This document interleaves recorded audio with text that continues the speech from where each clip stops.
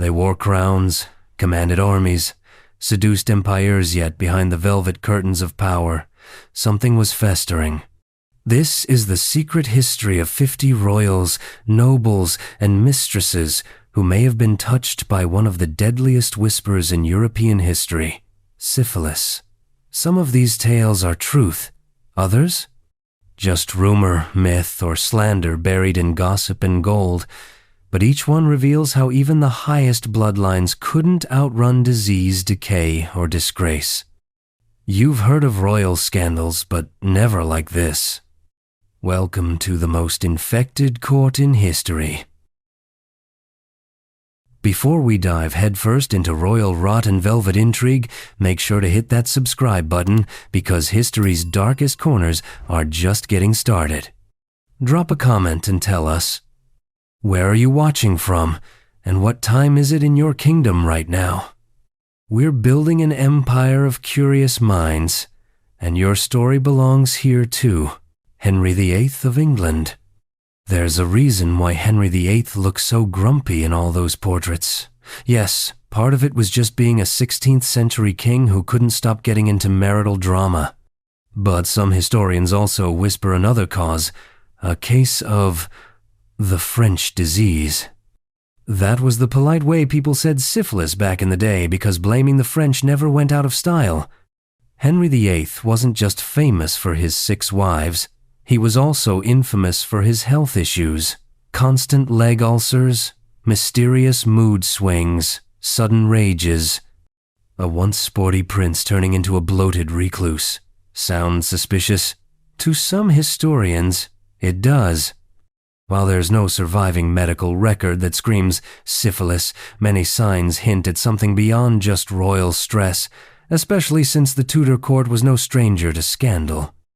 Extramarital affairs weren't just rumors, they were almost a job requirement. Henry's personal physician didn't write syphilis in his notes, but they were masters of euphemism, sweating sickness, venereal scabs, malcontent humors. Take your pick. And back then, treatments were not helpful. Mercury baths, boiling potions. If anything, they made the disease worse. It was all guesswork wrapped in velvet. Despite the whispers, Henry still kept the crown firmly on his furrowed head, and the Tudor court kept spinning glamour, gossip, and gowns stitched with gold.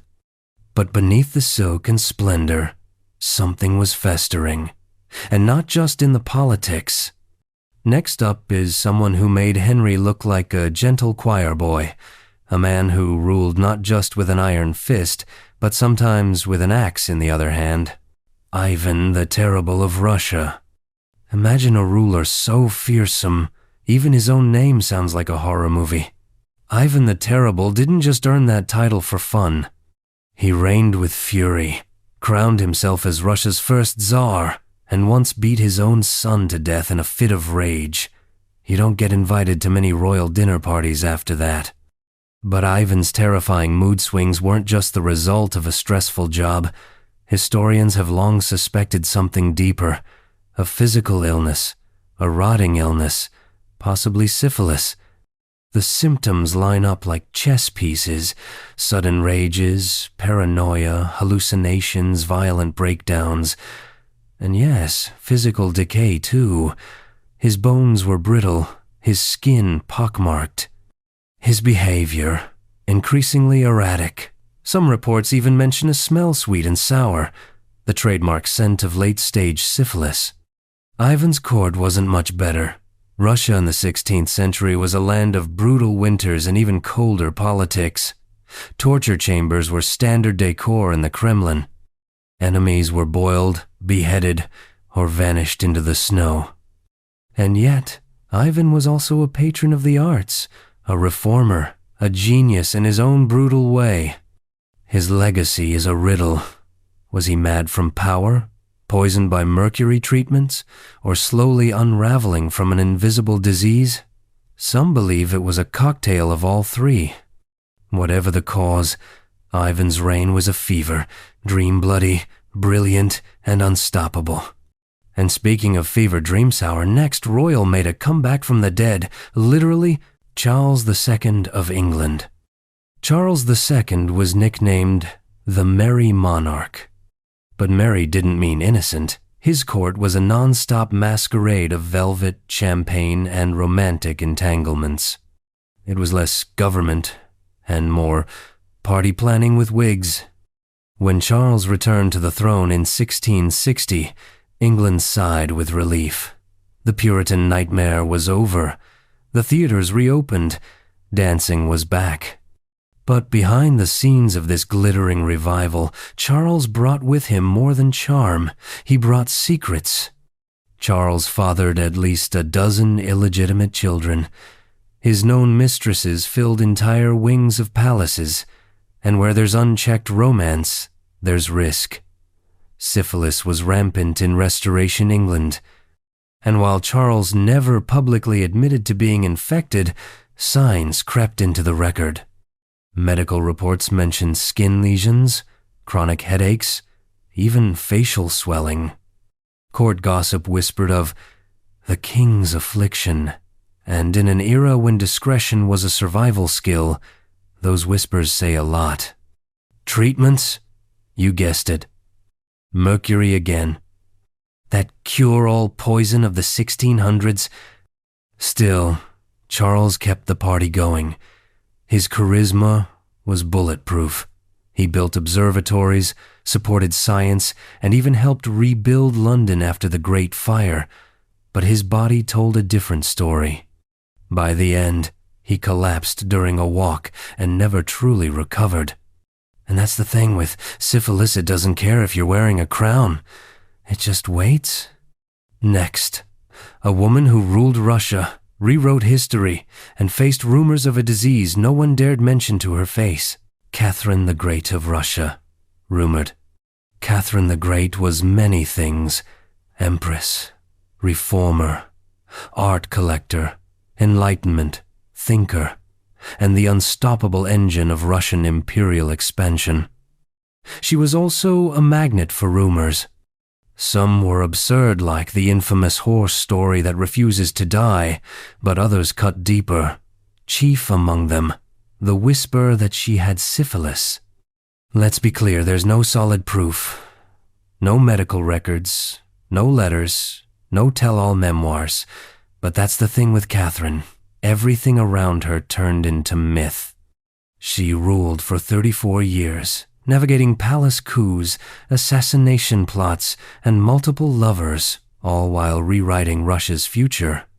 And in the shadows of that greatness, rumors bloomed like mold on a palace ceiling. Why syphilis? Some point to her numerous relationships, many of them with much younger men. She famously handpicked her favorites, rewarding them with titles, estates, and occasionally political power. It was a system so refined, it had its own court position, the royal favorite. But with romantic freedom came health risks. Syphilis was widespread among Europe's elite, and even the most powerful empress couldn't guarantee immunity. Hints lie in her later years. Catherine suffered from chronic health issues, headaches, fatigue, even suspected strokes. Some reports mention skin conditions and neurological symptoms. But these signs are circumstantial at best. Was it just aging, hypertension, or something deeper, crawling beneath the skin? One of her former lovers, Stanisław Poniatowski, would become king of Poland, and he too was rumored to have contracted syphilis. Coincidence? Maybe, or maybe not. But in Catherine's court, disease wasn't discussed. It was hidden behind silk curtains, buried under layers of powdered wigs and etiquette. Even if she did suffer from it, Catherine didn't let it slow her down. She modernized Russia's laws, corresponded with Voltaire, and expanded the empire by hundreds of thousands of square miles. She made Russia a major European power while wearing a corset and controlling a court full of daggers and diamonds. But disease doesn't need a throne to win. It just waits, patient, while the empires rise and fall. And speaking of falling Gar, Next queen lit the fires of England's religious chaos, and may have paid the price in more ways than one. 4 stories in, and we've already unmasked kings and queens with secrets skin deep. If you're still with us, you've got the stomach for what's next, so don't forget to subscribe for more twisted history. And hey, where in the world are you watching from? What time is it on your end? Drop it in the comments. We want to know who's keeping watch across the ages. Mary I of England. Mary Tudor had one goal: bring England back to the Catholic fold. And she went after it with fire and fury, literally. Her nickname wasn't subtle: Bloody Mary. Even today, she's better known as a spooky drink than a monarch. But behind the burnings and sermons, Mary I may have been quietly fighting a war inside her own body. The rumors start in her youth. Mary was a sickly child, prone to fevers and depression. As queen, her health only got worse. She experienced phantom pregnancy, 2 of them. Her abdomen swelled. She believed she was carrying heirs, but no child ever came. Some historians suggest it was a hormonal disorder. Others hinted something else. Syphilis. Here's the theory. Mary may have contracted it from her husband, Philip II of Spain. Their marriage was more political alliance than passionate romance, but syphilis didn't care.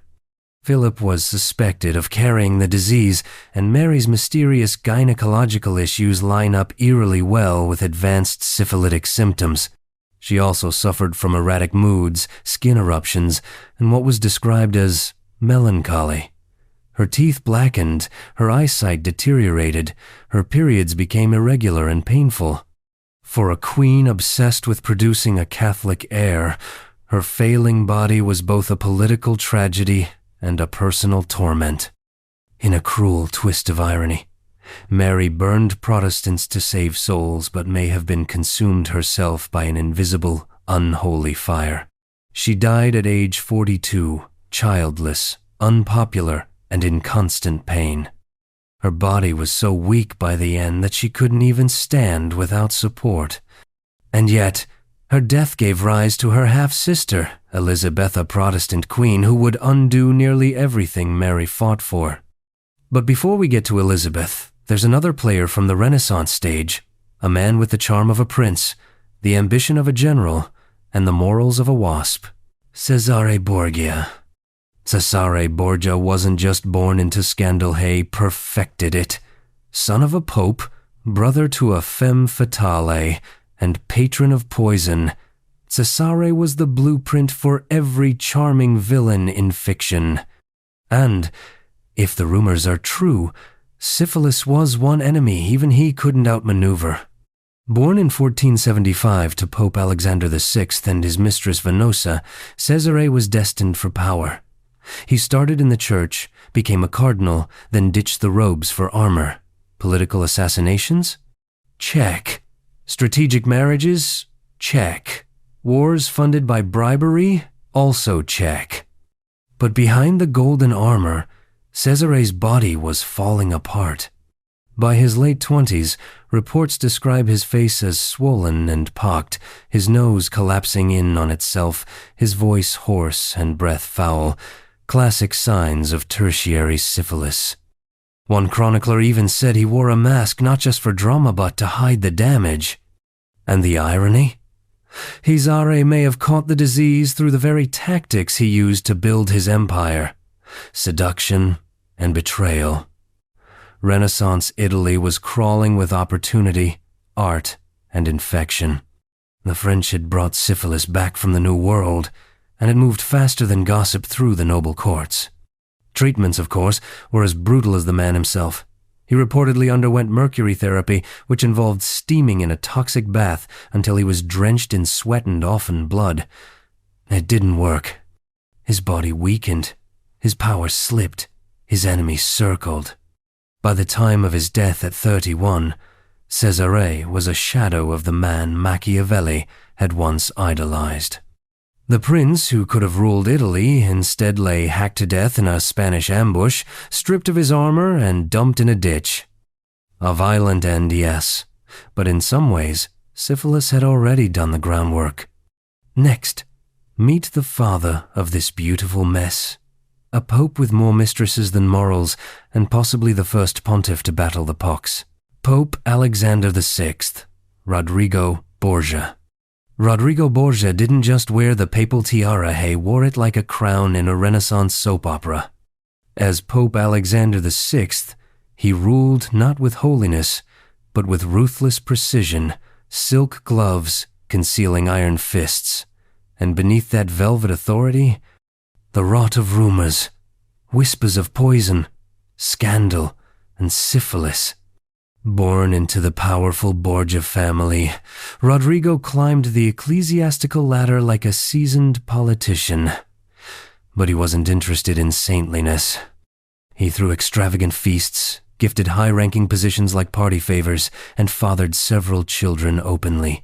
His daughter Lucrezia and son Cesare became infamous figures in their own right. Celibacy? That was for lesser popes.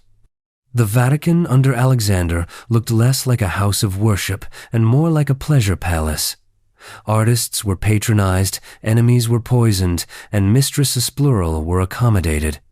Amid all this decadence, syphilis arrived in Rome like a biblical plague. First noticed in 1495, it ravaged the city's brothels and noble houses, burning through flesh and reputation alike. Alexander's court wasn't immune. Chroniclers hinted at festering boils, pustulent swellings, and mysterious absences from public view. Was it stress? Age? Or was the Pope, now in his 60s, battling the same disease that haunted his son Cesare? The symptoms line up: skin lesions, chronic fatigue, a bloated face, neurological decline. Some records mention foul-smelling sores. In the world of Renaissance diplomacy, these things were whispered in hallways, not written down, but the silence was deafening. Even if he did suffer from syphilis, Alexander didn't slow down. He maneuvered political marriages, excommunicated enemies, and expanded the power of the papacy with masterful cunning. His death in 1503 was as theatrical as his life-rumored poisoning, possibly by mistake, during a feast gone wrong. In the end, syphilis may not have killed him directly, but it haunted his dynasty, infected his legend, and marked his reign with an invisible ink that history can't quite scrub clean. Now, let's shift gears from a power-hungry pope to a prince who dressed like a peacock, drank like a sailor, and left behind a trail of lovers, debts, and disease. George IV of the United Kingdom. George IV didn't walk into room. She glided in like a man auditioning for the role of world's most extra king. Velvet suits, satin waistcoats, enough cologne to knock out a horse. He wasn't just royalty, he was a walking costume drama. But underneath all the ruffles and ribbons was a monarch crumbling from within. George's life was a rolling mess of indulgence, food, drink, affairs, and scandal. And somewhere along that gilded spiral, he may have picked up more than just a broken heart. Let's talk symptoms. George suffered from chronic obesity, swelling joints, violent mood swings, and bursts of paranoia. Later in life, his skin broke out in lesions, his eyesight dimmed, and his memory faded. Doctors prescribed laudanum and brandy because 19th century medicine was basically just vibes.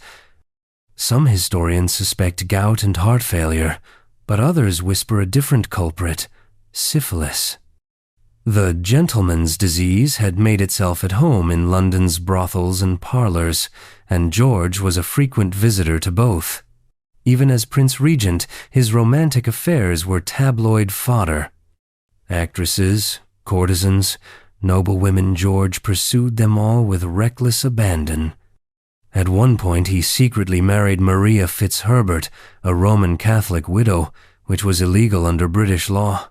When Parliament found out, they made him marry Princess Caroline of Brunswick instead. That union turned into a circus of insults, lawsuits, and separate palaces. Unsurprisingly, he went back to his mistresses. As king, George's decline was public and painful. He rarely appeared in court. His once vibrant voice grew hoarse. His speech slurred. He often spoke in circles, forgetting what he'd just said. He reportedly lost much of his hearing. He was only 67 when he died, but he looked much older. Was it syphilis? We'll never know for sure. But the signs, the lifestyle, the erratae, all point toward a hidden affliction beneath the royal crown. And now, let's head north to Sweden, where a queen stepped down from her throne, embraced philosophy, and may have carried secrets deeper than her political convictions. Christina of Sweden. Christina of Sweden was a monarch like no other. She read Descartes, wrote treatises, collected art, and most shockingly abdicated the throne to become a Catholic in Protestant Sweden.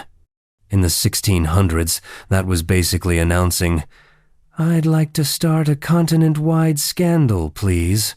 Raised as the only surviving child of King Gustavus Adolphus, Christina was groomed to rule from birth. She was fiercely intelligent, deeply eccentric, and wildly unconventional. She wore men's clothing, refused to marry, and transformed her court into a salon of thinkers and mystics. But amid the intellectual firestorms, a shadow lingered. Late in her life, Christina began to show signs of physical and mental decline. She experienced tremors, periods of delirium, and unexplained pain. Her body, once agile and energetic, grew stiff. Her skin thinned. Her moods became erratic. Some described her appearance as pale and blotched. Others whispered about her increasingly withdrawn behavior. Speculation swirled, as it often does with royal figures who defy convention.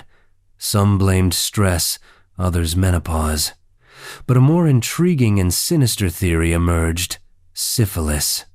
The idea was never confirmed, but it was quietly circulated in letters and memoirs. Why? Because Christina was rumored to have had secret affairs both with men and women.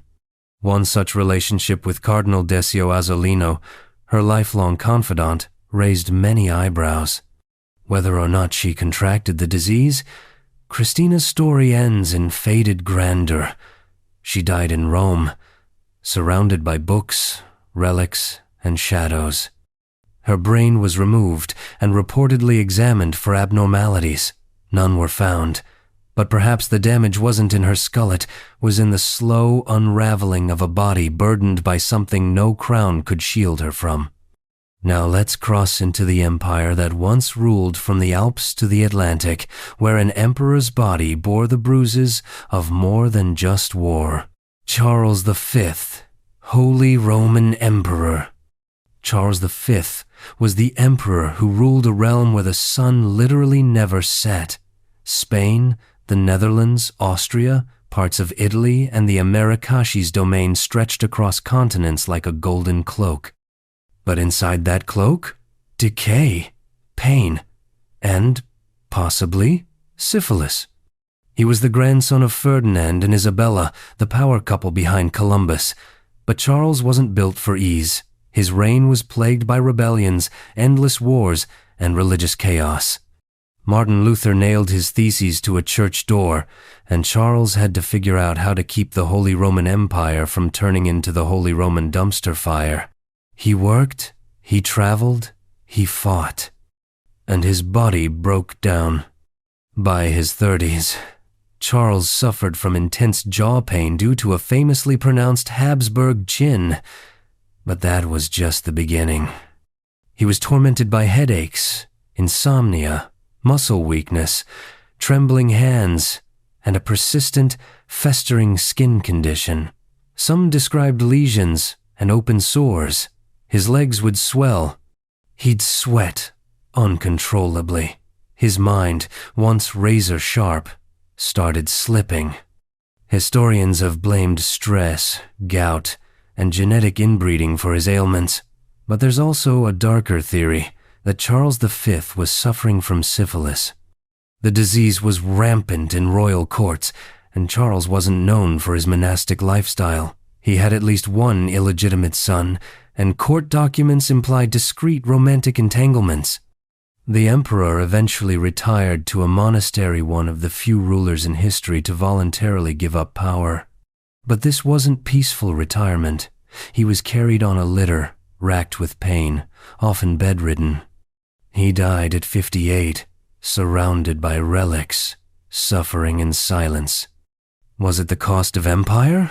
Or something that had been eating away at him long before he laid down the crown? From empires to extravagance, the next royal makes Charles look like a hermit monk. Louis XV didn't just rule France, he transformed it into a gilded theater of desire. Louis XV of France. Louis XV was called the Beloved by the French people at first. By the end, his nickname could have been the Exasperating. He came to the throne as a charming boy king and left it as a decaying symbol of a monarchy on the brink. In between, mistresses, scandals, and a suspected case of syphilis. His court at Versailles was a glittering labyrinth of silk, gossip, and powdered ambition. Louis didn't just have a mistress, had a system for selecting them. The Parc aux Cerfs, his private estate, was a revolving door of young women, many of whom had no idea what they were being chosen for.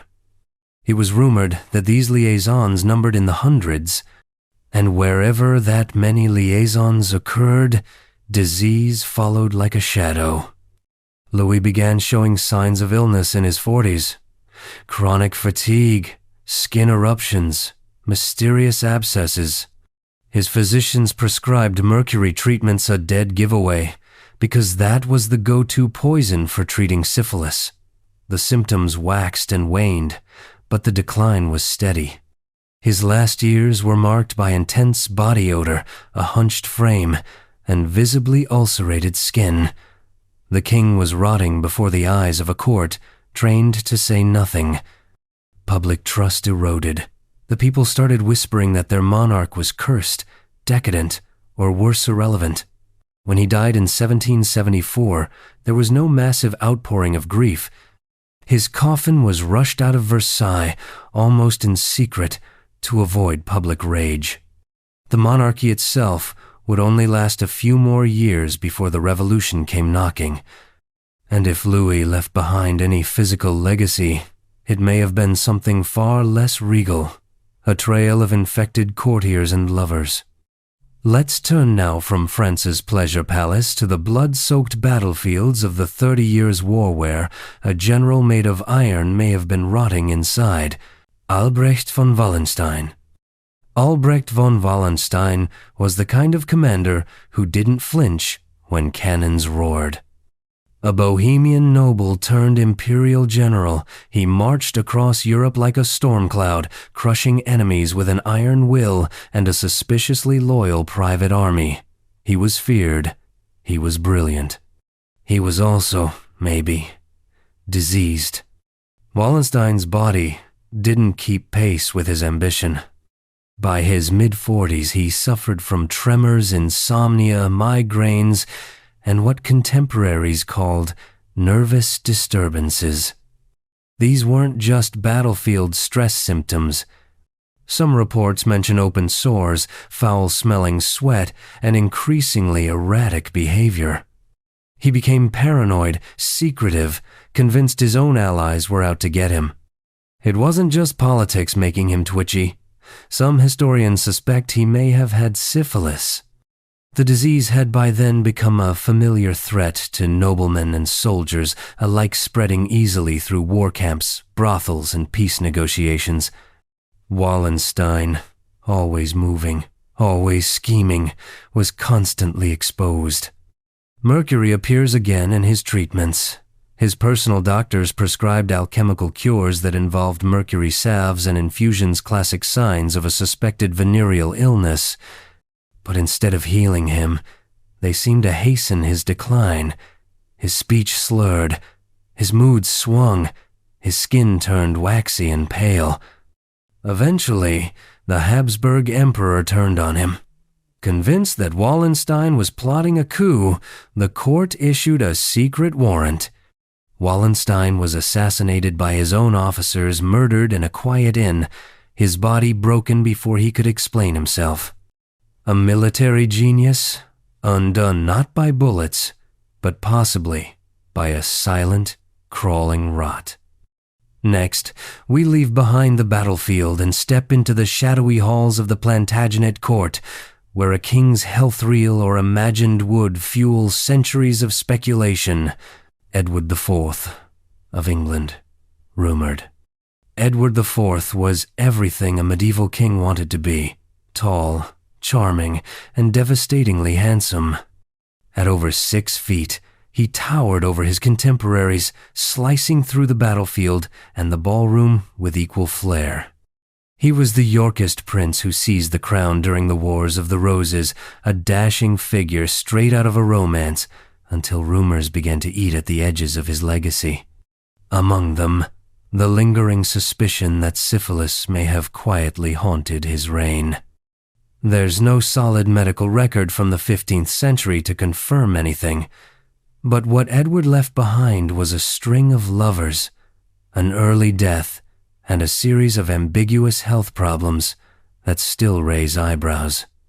Known for his powerful build in youth, Edward aged rapidly.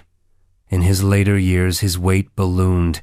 He became lethargic, easily winded, and reportedly suffered from ulcers and mysterious fevers. His early death at 40 added fuel to the fire. Contemporary sources noted a rapid decline in his health, with some describing symptoms that today might be attributed to tertiary syphilis, skin conditions, cognitive decline, and bodily exhaustion. The king who once led victorious armies and seduced noble women with ease was suddenly fragile, distant, and sick. Then there's his personal life. Edward wasn't exactly a model of restraint. His premarital relationship with Eleanor Talbot and secret marriage to Elizabeth Woodville were just the tip of the romantic iceberg. His court was a place where love letters mixed with political threats. If anyone in England's medieval elite had the opportunity to contract a sexually transmitted disease, Edward certainly fit the profile. Still, the records remain vague. Was it simply stress, war wounds, or poison from political enemies? Or did Edward fall victim to the same invisible scourge that would plague so many European royals? Regardless, his sudden death plunged England into chaos, setting the stage for Richard III's brief and bloody reign, ultimately paving the way for the Tudors. The disease may be a rumor, but the consequences were very real. Next, we descend into the velvet-draped shadows of the Renaissance, where a woman born into power, legend, and scandal became one of history's most misunderstood figures. Lucrezia Borgia. Lucrezia Borgia's name drips with intrigue. Poison rings, incestuous whispers, candlelit conspiracies behind papal walls. For centuries, she's been cast as a femme fatale, a walking scandal in brocade. But behind the dramatic myths lies a more tragic, nuanced figure, and possibly a silent suffering. Daughter of Pope Alexander VI and sister to Cesare Borgia, Lucrezia was used as a pawn in her family's power plays.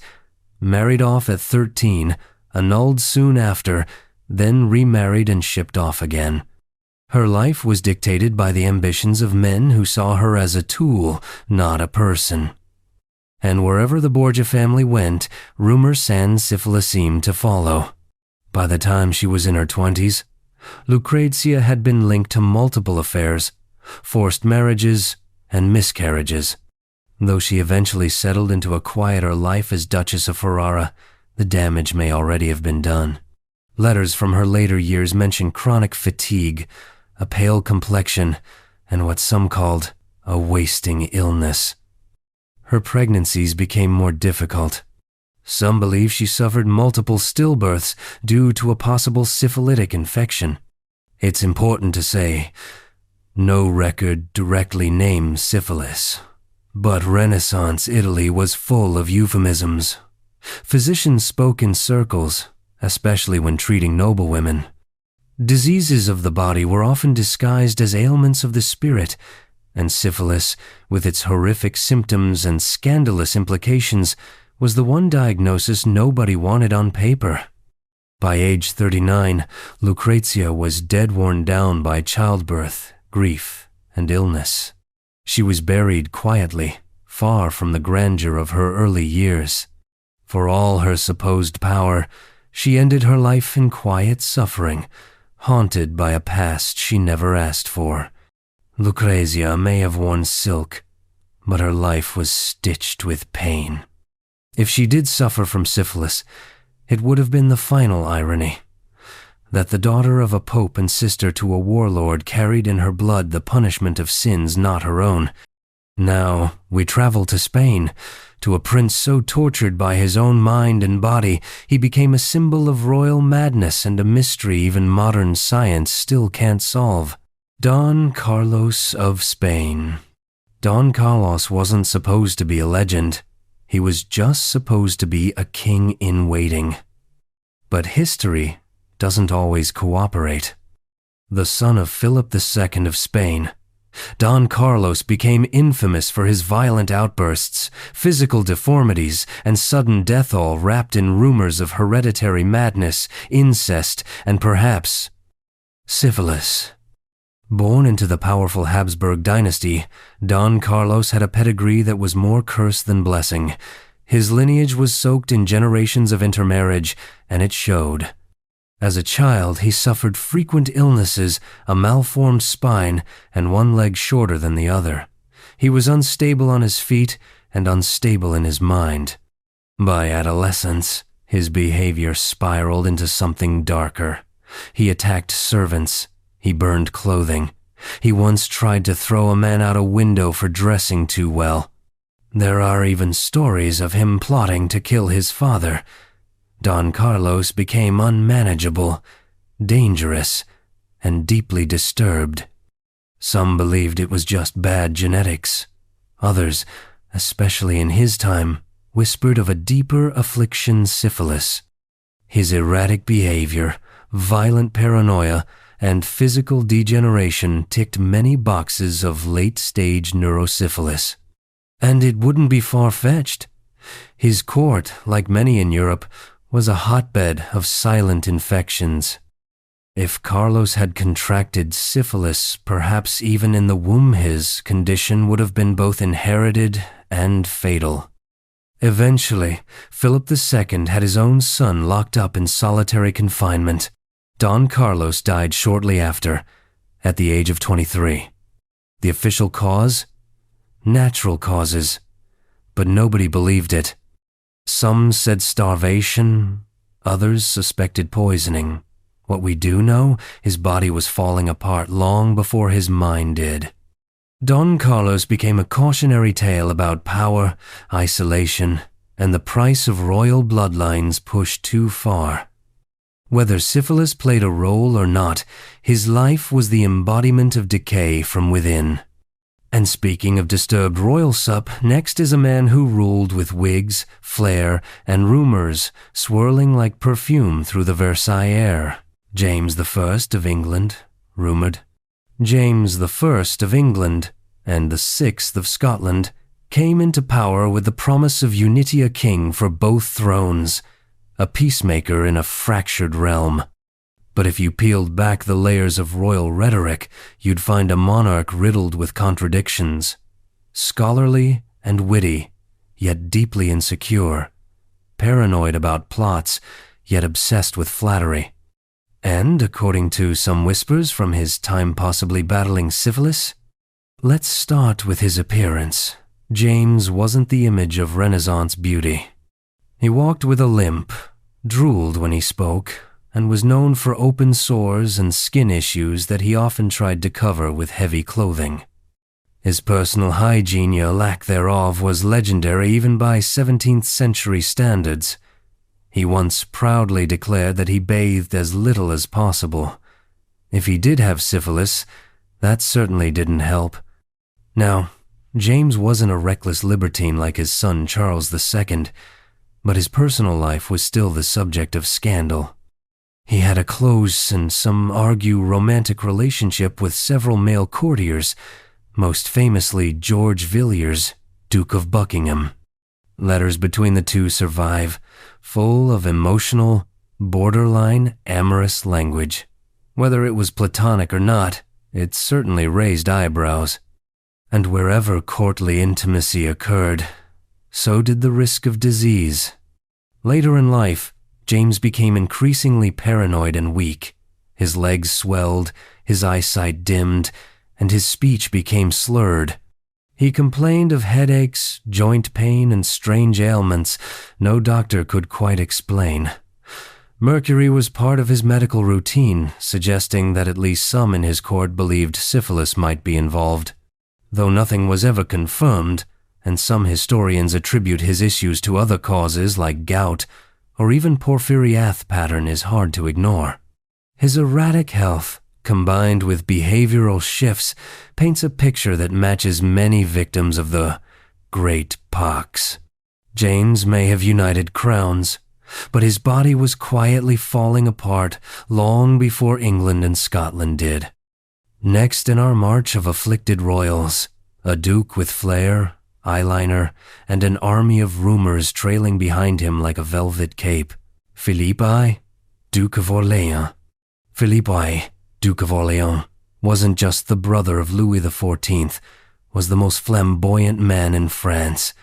He strutted through Versailles in heels, jewels, and peacock-colored silks. He called himself Monsieur, and redefined masculinity at court by making it louder, glossier, and just a bit scandalous. But while the exterior glittered, Philippe's body hid a different story, one marked by decay, illness, and possibly syphilis. Philippe was famously open about his preferences, especially his love for male courtiers, most notably the Chevalier de Lorraine. The Sun King tolerated his brother's eccentricities, but the court was less kind. Gossip spread fast in the Hall of Mirrors, and Philippe's health soon became part of the whispers. In his 30s, Philippe began experiencing persistent headaches, skin rashes, and sudden episodes of fatigue. Some claimed he had ulcers that wouldn't heal, a telltale sign of the pox. Others noted his frequent mood swings and bouts of depression eerily consistent with the neurological symptoms of syphilis. His lifestyle didn't help. Philippe, like many nobles of his time, indulged in endless banquets, masked balls, and amorous affairs. His marriagesto Henrietta of England and later Elizabeth Charlotte of the Palatinate produced children, but did little to change his reputation. In letters, Elizabeth Charlotte described the court as a sewer of sin, and she hinted without naming names that disease was spreading through its golden halls. Philippe died suddenly at age 59, collapsing after a walk with his brother. It was ruled a stroke, but speculation about his declining health had been swirling for years. Some saw his death as the final chapter of a life that burned too brightly and perhaps too recklessly. Now, let's dim the chandeliers of Versailles and shift to the steely corridors of Habsburg power, where a queen tried to hold an empire together, while hiding a secret that may have eaten away at her from within. Anne of Austria.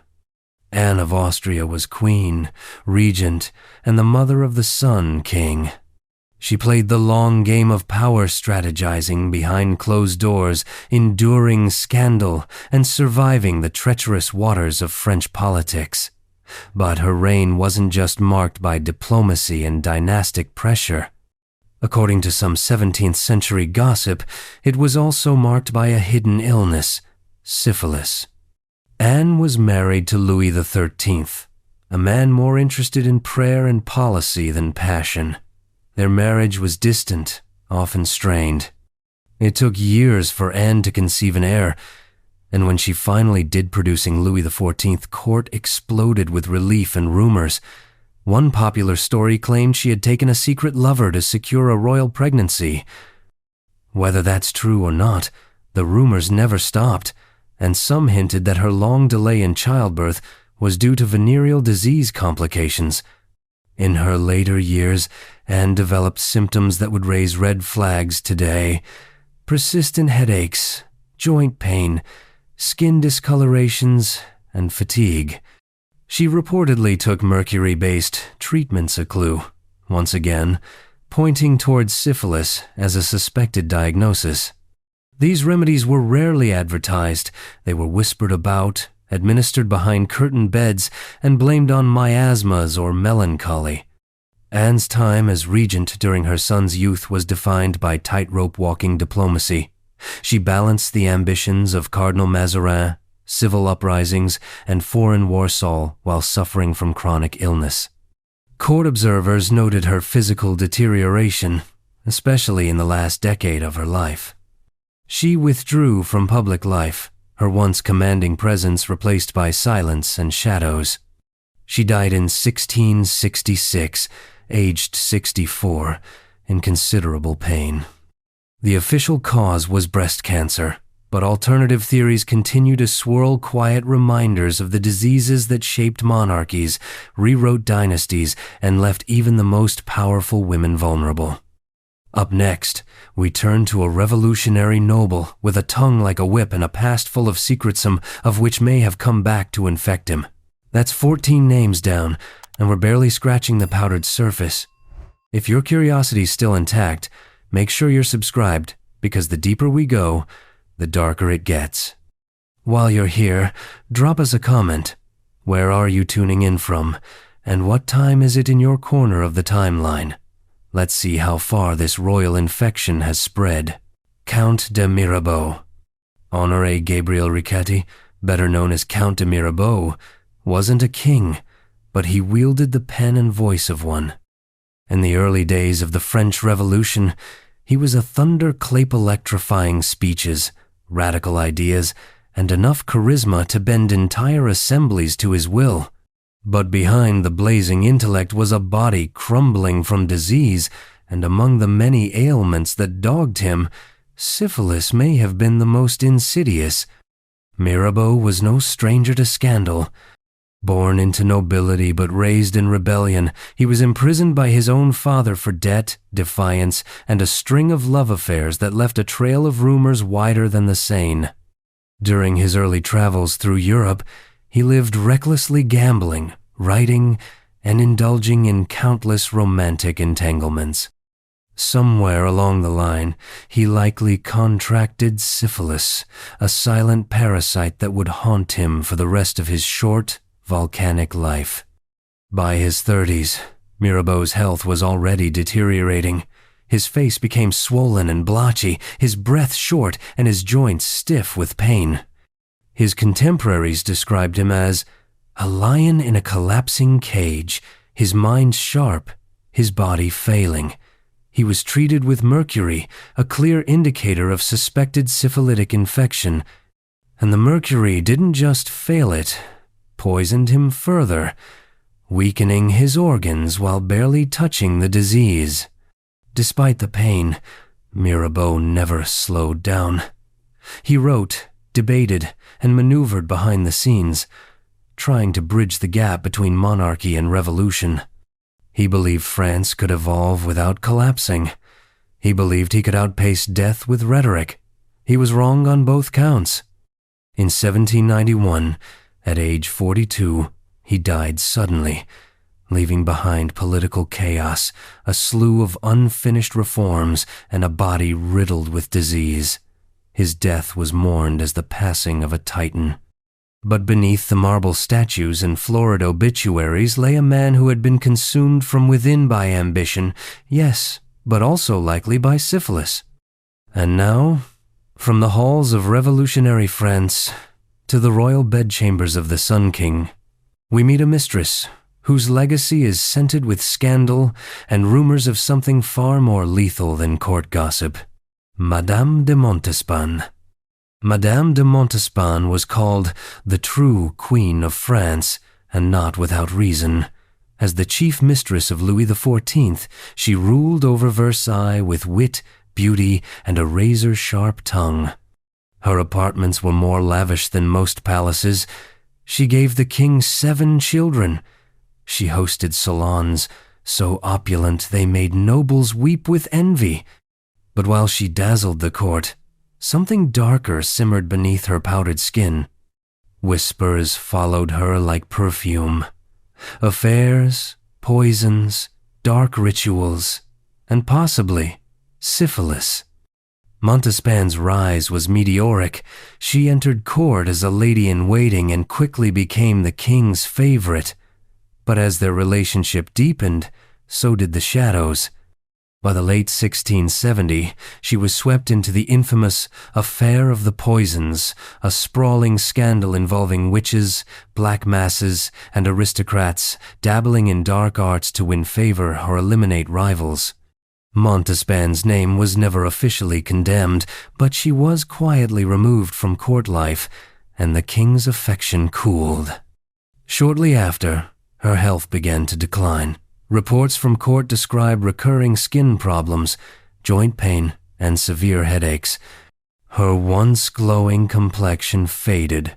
Her body began to bloat and ache.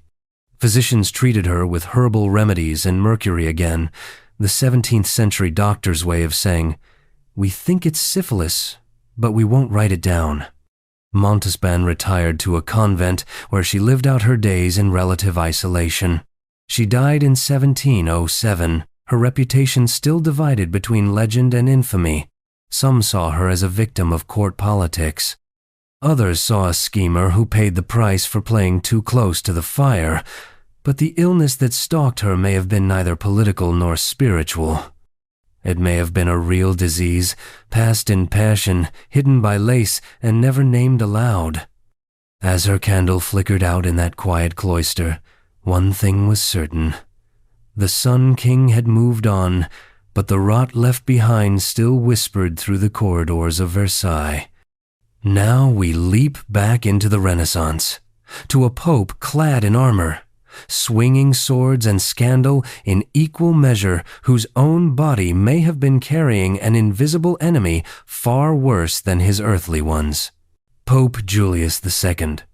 They called him the Warrior Pope, and Julius II wore that title like a battle helmet. He led armies into war, commissioned Michelangelo to paint ceilings, and swore like a soldier on shore leave. But under the armor, under the gold robes and papal rings, lurked something more fragile, the slow, secret march of disease. Julius was no saint when it came to personal conduct.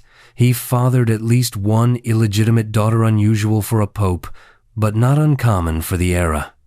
He was known to consort with courtesans and lived with a freedom that made his contemporaries blush.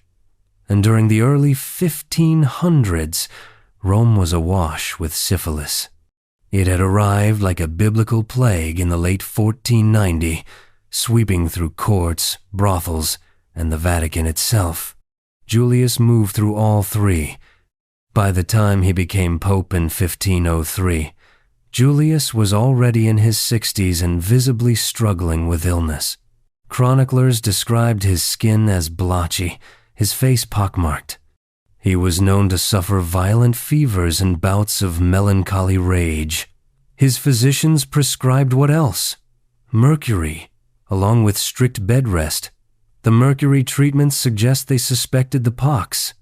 Julius ignored them. He marched to war against Venice. He donned armor and led troops across Italy, refusing to let illness slow him down. His speeches shook cities. His military campaigns redrew maps. And yet, he often did it from a litter, too weak to ride on horseback. He coughed blood. He hallucinated. His limbs stiffened. And still, he conquered. In the end, it wasn't war that beat him, it was time and rot. He died in 1513, surrounded by political enemies and art masterpieces. His tomb was modest compared to the legacy he left behind. Vatican walls soaked in both paint and power. Whether or not syphilis truly plagued him, his symptoms matched the profile. And for a pope who ruled with fire and fury, the idea that he might have carried that fire inside his blood adds a fitting if tragus epilogue. Next, a red-haired queen whose power lit up an empire, but whose rumored past may have carried more than just the weight of history. Elizabeth I of England, rumored. The Virgin Queen, Gloriana, the woman who outlived plots, courtiers, and even time itself. Elizabeth I reigned over England with sharp intelligence, iron resolve, and a wardrobe fit for divine myth.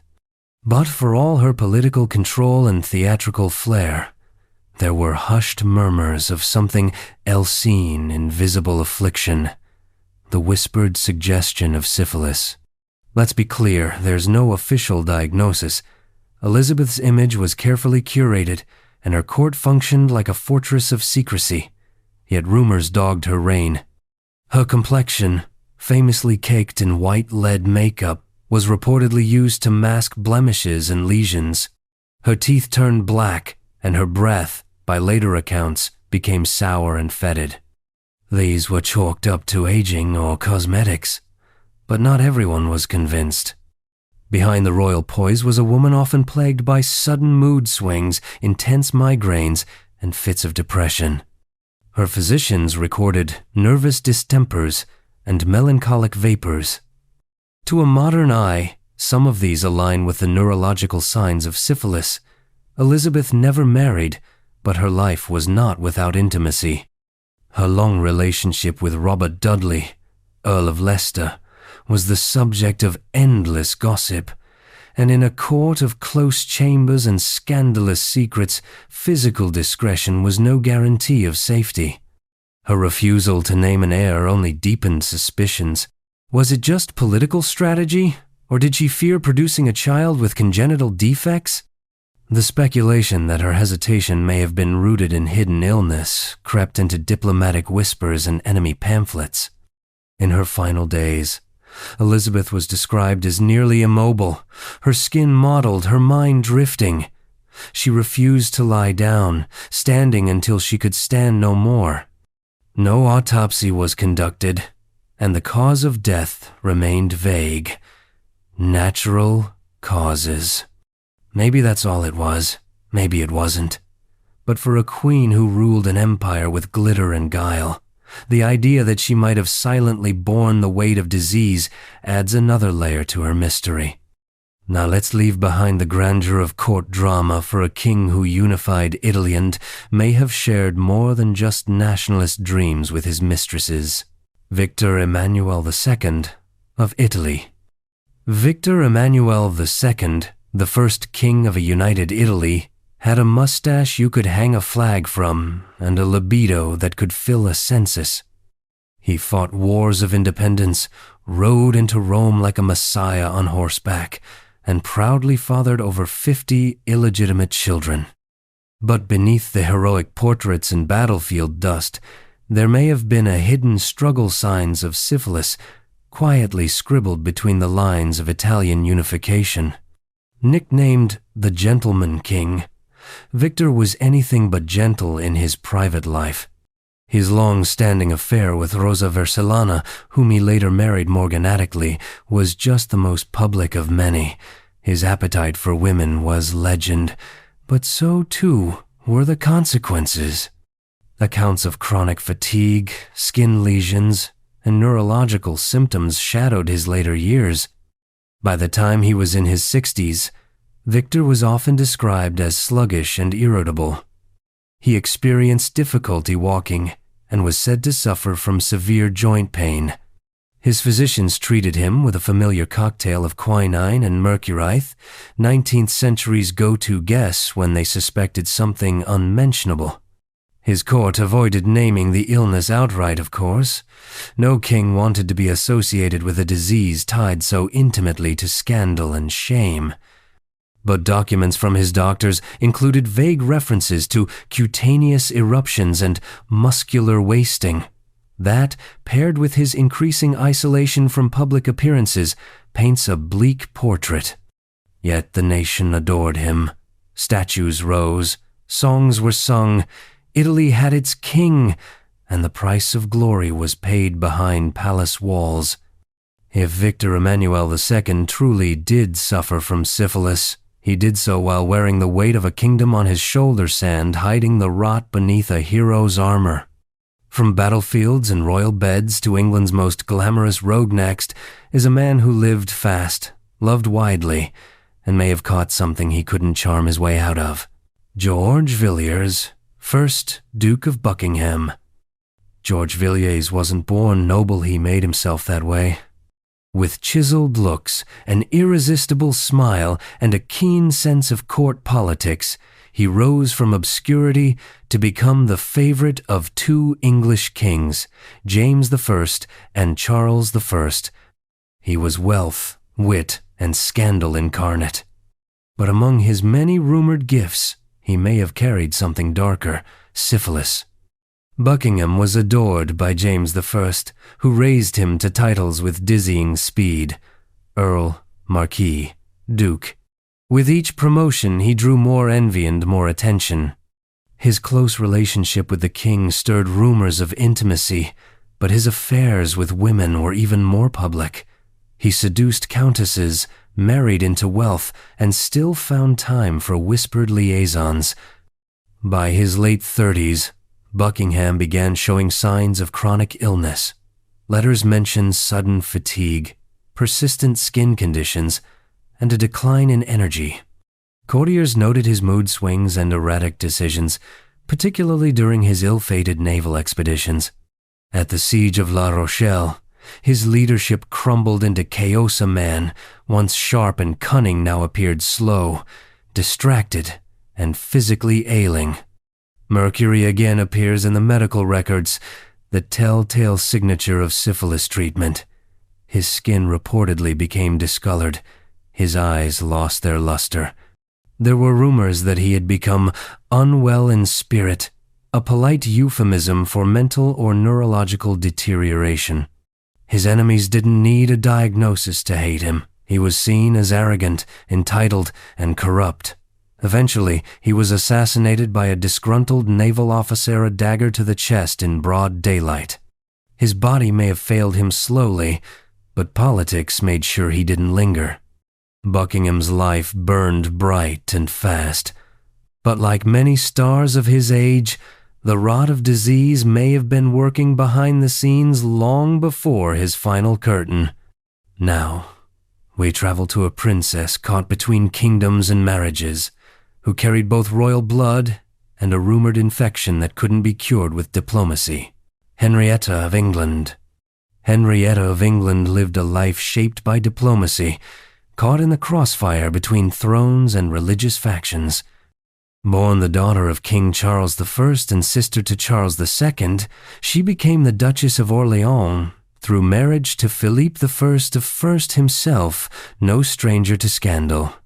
But while history remembers her for her grace, her intellect, and her tragic early death, some accounts whisper of a deeper, more intimate affliction: syphilis. As a royal bride, Henrietta was a pawn of statecraft, married off at 16 to cement an alliance between England and France. Her husband, Philippe, Duke of Orleans, was flamboyant, openly enamored with male courtiers, and largely indifferent to his new wife. While their marriage produced several children, it was a cold partnership marred by jealousy, gossip, and estrangement. Henrietta, left to her own devices in a foreign court, found solace and, possibly, companion Shipplesware. Her close friendship with her brother-in-law, Louis XIV, was the subject of scandalous rumors. Letters exchanged between them were emotional and frequent. Whether or not it turned romantic remains unclear, but at Versailles, perception was everything. By her mid-20s, Henrietta's health began to fail. She complained of stomach cramps, dizziness, and recurring fatigue. Her complexion grew pale, and she became increasingly frail. Contemporary accounts describe her as suffering from wasting sickness, with swollen limbs and skin discoloration. While arsenic poisoning was suspected at the time of her sudden death at age 26, Some modern theories suggest syphilis as an alternative cause, especially given her proximity to the libertine courts of both France and England. She reportedly received mercury treatments in the months leading up to her death, a common but toxic remedy for venereal disease. Whether she contracted it from her husband, through an affair, or as a cruel twist of fate remains unknown. But the closer symptoms, her social environment, the treatments draw a grim picture. Henrietta's death was swift and shrouded in mystery. A post-mortem was conducted, but its findings were inconclusive. What is certain is that her passing sent shockwaves through both courts. A royal bride, a peacemaker, and a potential victim of an invisible torment no title could protect her from. Now we travel back into France's gilded past, to a king who loved war, women, and wine sometimes all at once, and whose battle scars may have included one that never healed, Francois I of France. Francois I was Renaissance royalty with a swagger. He hunted boars, romanced noblewomen, and built palaces like they were chess pieces. If you picture the ideal king of France in the 1500s, scrounged, cultured, dashing, it's Francois. But behind that elegant image was a man riddled with illness, and one disease in particular that may have chased him through court: syphilis. He caught it, young at least. That's what his enemies claimed. One ambassador described him suffering from a malady of the loins after a youthful campaign in Italy. That's where syphilis was booming, recently introduced to Europe and spreading like wildfire through camps, brothels, and courts. Francois, handsome and charismatic, had no shortage of lovers. It's likely he didn't see the threat coming until it was too late. By the time he hit middle age, Francois's body was falling apart. Chronic ulcers, persistent fevers, and pain in his joints were regular complaints. His nose became disfigured. His skin broke out in rashes. He limped. His physicians turned to mercury and bloodletting, standard treatments for syphilis, and a clear sign they suspected more than mere fatigue. Despite his ailments, he continued to rule with flair. He patronized the arts, brought Leonardo da Vinci to France, and waged grand wars against the Habsburgs. But the disease gnawed at him. In letters he wrote of deep torments of the body and fires that will not cease. His mental clarity seemed to fade in later years, with reports of forgetfulness and erratic decisions. Francois died at 52, exhausted and in pain. His once vigorous body had become a cage. His courtiers buried him with pomp, but no amount of gold thread could cover the truth. Syphilis may have had the final word. Next comes a prince of German blood and Hanoverian grit whose court carried secrets, lovers, and rumors of the disease that plagued so many behind closed doors. Ernest Augustus, Elector of Hanover. Ernest Augustus, Elector of Hanover, wasn't the flashiest figure in history, but he was the foundation on which an empire would soon rise. As father to George I of Great Britain and a staunch supporter of Protestant power, he played his political cards with caution and cunning. But for all his statecraft, Ernest may have shared the same affliction as many royals of his age-quiet symptoms that hinted at syphilis. Born into the minor nobility of the Holy Roman Empire, Ernest's rise was steady and methodical. He married Sophia of the Palatinate, a woman of rare intelligence and ambition, and together they plotted a future that would eventually put their descendants on the British throne. But court life was never entirely clean, neither politically nor physically.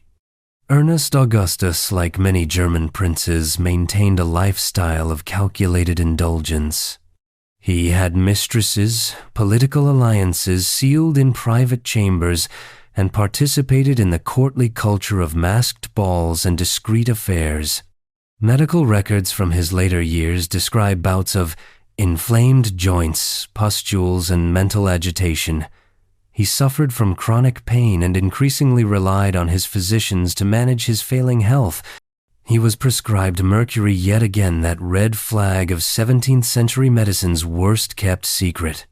Mercury ointments, mercury baths, mercury pills, everything short of saying, yes, it's syphilis, while avoiding any formal diagnosis.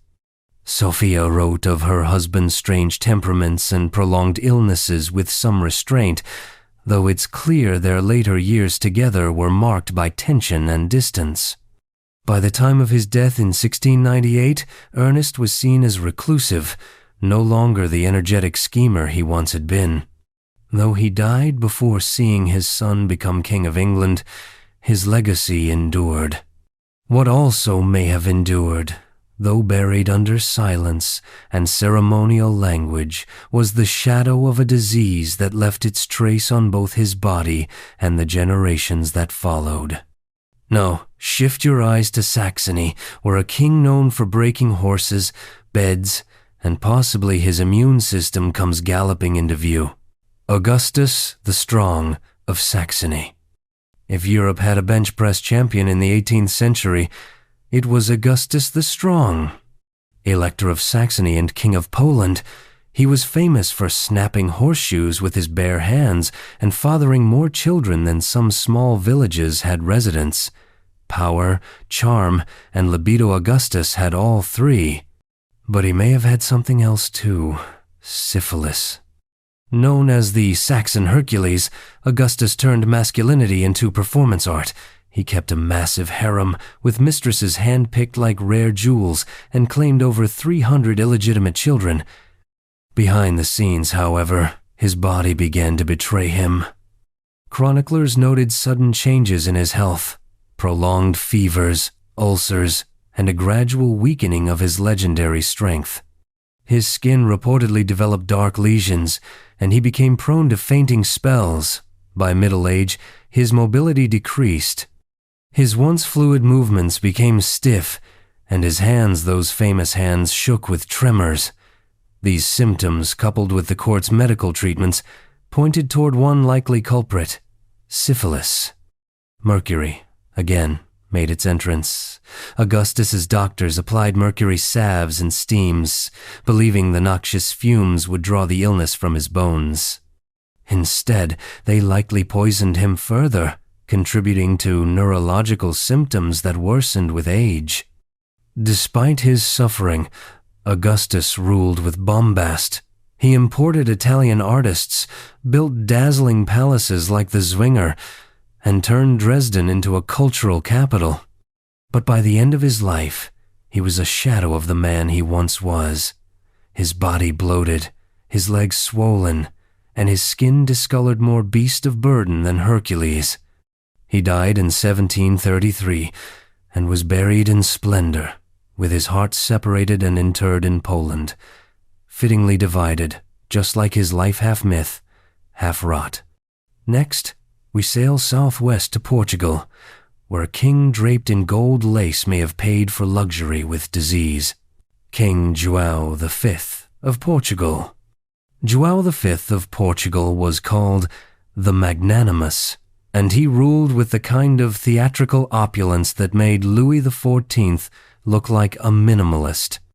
His court gleamed with gold from Brazil, and he poured fortunes into churches, palaces, and scholarly projects. But beneath the grandeur, Joao's later years were marked by withdrawal, physical decay, and whispers of syphilis echoing through the marbled halls. He came to the throne in 1706 and wasted no time turning Portugal into a jewel-box kingdom. Lisbon flourished, and the Mafra Palace rose like a Baroque dream. He sponsored libraries, monasteries, and scientific missions, but all that glory came with court excess, including affairs, indulgence, and enough scandal to fill volumes. By his 40s, Joao began to show signs of serious illness. He suffered strokes, developed skin eruptions, and was plagued by tremors and mental lapses.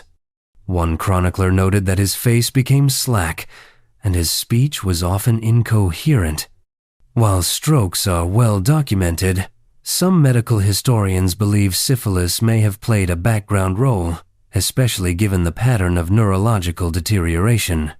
He was treated with mercury and herbal tinctures.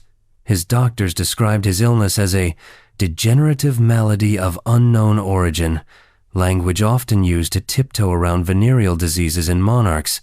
Joao became increasingly reclusive, retreating from court and public view.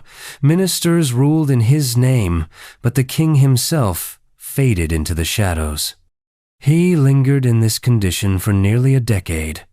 By the time he died in 1750, his body was ravaged by paralysis and weakness. His once grand voice was gone. The man who had ruled with magnificence could barely lift a hand. Joao V's legacy is splith-off brilliance, half tragedy. If syphilis played a role in his downfall, it would be one final irony, that the golden kingdom he built was ruled, in the end, by a man slowly corroding from within. Next, we return to England's royal soap opera where a queen's fate was sealed by a king's love, the church's wrath, and perhaps an illness no crown could cure. Anne Boleyn rumored. Anne Boleyn wasn't just a queen, she was a revolution in pearls. Her romance with Henry VIII split the church, shattered the monarchy's status quo, and ended in a tower cell. But among the myths, portraits, and tragedy, one rumor has quietly clung to her legacy, that Anne Boleyn may have suffered from syphilis. It's a claim often tossed aside as Tudor smear. After all, Anne was executed under a hailstorm of accusations, adultery, incest, witchcraft. Adding syphilis to the list might seem like overkill. Yet the rumor persists, woven through letters and whispered in the darker corners of historical speculation. Some point to her miscarriages, most notably the one she suffered just months before her arrest.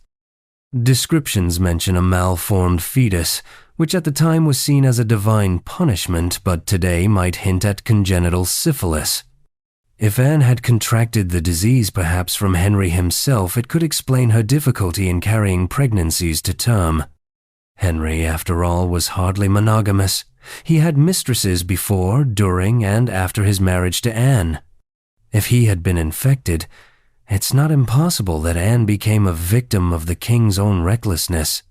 Her own health reportedly declined in the months leading up to her death, fatigue, headaches, and weight loss, though stress and imprisonment could easily explain those symptoms too. Still, the timing and intensity of her fall from favor raise questions. Why the sudden shift from beloved queen to condemned traitor? Was it purely political?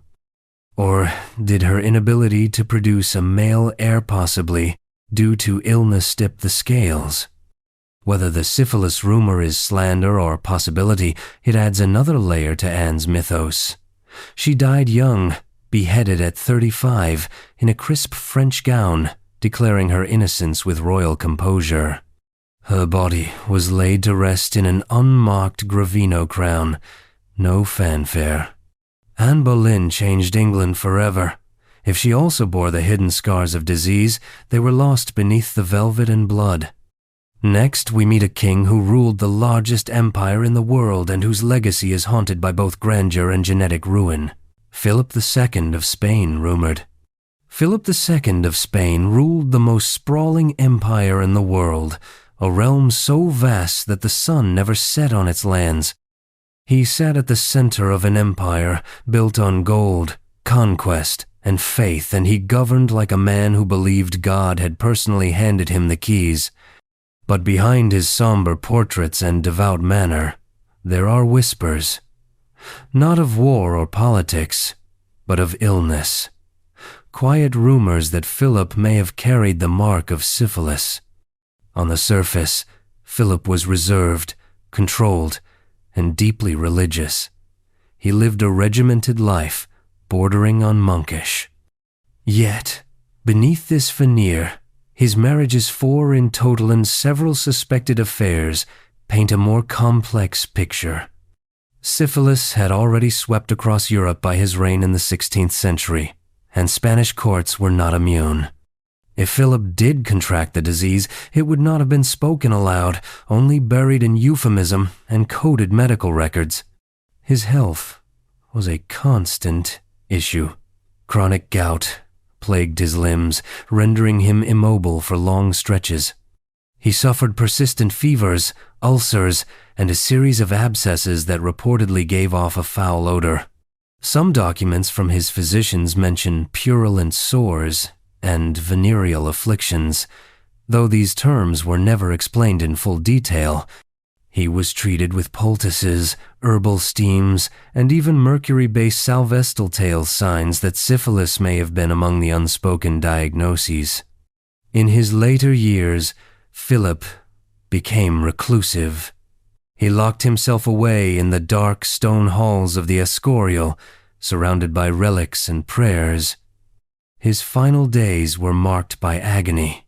His leg developed a massive ulcer that refused to heal. He reportedly begged for death. The man who had once ruled the globe ended his life bedridden, his skin raw and decaying. Syphilis or not, Philip's body bore the collapse of years lived under pressure, in faith and fear. And if the disease was present, it would have been the final irony for a man who saw himself as the earthly hand of divine order. Now, we step into the diamond-laced boudoir of a French courtesan turned royal favourite, woman who lived like a queen and may have died from the price of that privilege. Madame du Barry. Jeanne Bécu, better known as Madame du Barry, began life in poverty and ended it draped in diamond sand, eventually in chains. As the last official mistress of Louis XV, she entered the Palace of Versailles not through noble birth, but by beauty, charm, and sheer audacity. Yet behind the powdered wigs and velvet dresses, Madame du Barry's life carried darker rumor sown, of which was syphilis. She was a controversial figure from the start. The French nobility sneered at her common origins, and the court was scandalized by the king's infatuation.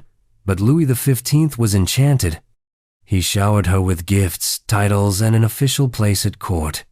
In return, she offered youth, affection, and the illusion of restored vitality. Yet by the end of the king's life, both he and Madame du Barry showed signs of serious illness. Louis XV's death from smallpox is well documented, but Madame du Barry's subsequent decline is less clear. She withdrew from public life for a time, claiming illness and fatigue. Letters from her circle mention recurring rashes, headaches, and emotional instability. Treatments involving mercury and herbal infusions appeared in her medical routinarizing eyebrows among historians familiar with the era's approach to venereal disease. It's possible she contracted syphilis from the king himself or through the salons and court gatherings that mixed nobility with libertines. The disease often moved through layers of privilege with impunity, masked by silence and euphemism. Madame du Barry eventually returned to society, attempting to reinvent herself as a patroness and gentlewoman. But the revolution came, and her past caught up with her. She was arrested during the Reign of Terror for her association with the ancient regime, and despite her pleas and bribes, she was executed in 1793. The woman who once wore jewels-worth fortunes was led to the guillotine screaming for her life. Her story is often told as one of vanity and excess, but if syphilis marked her, it added one more layer of tragedy, a slow decay hidden beneath silk. Next, we peer into the Spartan world of a Prussian king who lived for discipline, war, and music while, hiding behind his precision, a mind and body possibly at war with itself. Frederick the Great rumored. Frederick the Great of Prussia wasn't built for romance. He was built for battle, philosophy, and flute solos. The soldier king, who modernized Prussia and outwitted Europe's best generals, also kept to himself, avoiding the company of women and living a life of deliberate solitude. But in that silence, there have been murmurs, not of conquest, but of syphilis. Frederick's personal life was, in a word, complicated. His father, Frederick William I, tried to hammer military virtue into him with fists and fear. Frederick rebelled through music and poetry. He was forced into a loveless marriage that produced no children. His closest emotional ties were with men, particularly his lifelong friend Hans Hermann von Katt, whose execution Frederick was forced to witness. He never remarried, and many contemporaries remarked on his disinterest in women. While some speculate this points to a different orientation, others have raised a less discussed theory, that he may have contracted syphilis early in life, leading to both physical and emotional withdrawal. By middle age, Frederick exhibited several symptoms that matched tertiary syphilis: chronic pain, depression, memory lapses, and a sudden severe curvature of the spine. He developed tremors, lost weight rapidly, and often confined himself to his study for days. Mercury-based treatments were documented in his personal records again, the 18th century hint toward venereal disease without ever speaking its name. Despite this, Frederick remained intellectually sharp. He corresponded with Voltaire, rewrote Prussia's legal code, and played his flute deep into the night. But his final years were marked by frailty. He became reclusive, his speech slurred, and his legs too weak to stand for long periods. He died alone, buried by his request next to his beloved dogs. If syphilis haunted Frederick's life, it did so quietly, just like him. A ghost in the bloodstream of a man who built an empire of iron and ideas while slowly rusting from within. Now, we turn from the steely streets of Berlin to the silk-draped corridors of Vienna, where an empress consort carried both the weight of empire and the possibility of disease. Marie-Louise of Austria. Marie-Louise of Austria was an empress by duty, a duchess by default, and a reluctant wife to one of the most formidable figures in modern history, Napoleon Bonaparte. She was thrust into imperial marriage at just 18, a pawn in a political alliance meant to bind Austria and France together through flesh and blood. But amid the pageantry and portraits, a quieter possibility crept into her legacy, that she may have suffered from syphilis.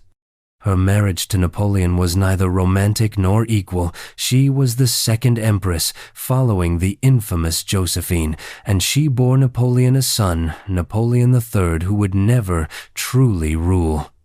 But their union, while brief, may have had lasting consequences. By the time Marie-Louise arrived at the French court, Napoleon was already suspected of carrying syphilis, perhaps contracted during his military campaigns or earlier affairs. If he did, then it is entirely plausible Marie-Louise was exposed as well. Her health began to falter in her late 20s. Letters and diaries describe her as increasingly fatigued, prone to long periods of convalescence, and suffering from frequent skin eruptions and unexplained fevers. She often withdrew from court life, retreating to her private rooms or to spas for the restoration of nerves and skin. These could easily have been euphemisms for syphilis symptoms, delicately erased from official histories by imperial biographers. After Napoleon's fall, Marie-Louise reinvented herself as Duchess of Parma. She took lovers most famously Count Neipperg, with whom she had several children outside her imperial marriage. The medical files from her duchy remain vague, but include references to mercurial therapy and private afflictions. Again, such coded language often circled around venereal diseases without naming them outright. Marie-Louise died at 56 after a series of illnesses. Some say it was cancer, others liver failure. But if syphilis had infected her earlier in life, it could have contributed to a slow, painful deterioration masked by duty, diplomacy, and deliberate omission. From the shadow of Vienna's royal salons, we now step into the thunder of empire, where another Habsburg ruler's strength hid the slow grind of disease in his bones. Leopold I, Holy Roman Emperor. Leopold I ruled an empire of contradictions, sprawling and fragmented, powerful and precarious. He was devout to the point of austerity, preferring theology and music to court scandal. But as with many in his Habsburg line, his body was a fragile battleground. Behind the quiet demeanor and heavy wigs, Leopold may have been fighting an affliction he never dared name aloud: syphilis. Leopold was known for his piety, but also for his unwavering commitment to the consolidation of Habsburg power. He married 3 times, fathered numerous children, and held court in the grand Baroque halls of Vienna. And yet, his health was frequently poor. He was often bedridden, suffering from fevers, skin inflammations, and chronic leg pain that left him limping through diplomatic receptions. Official records from his physicians list treatments involving mercury and antimony classic methods for treating syphilitic infection.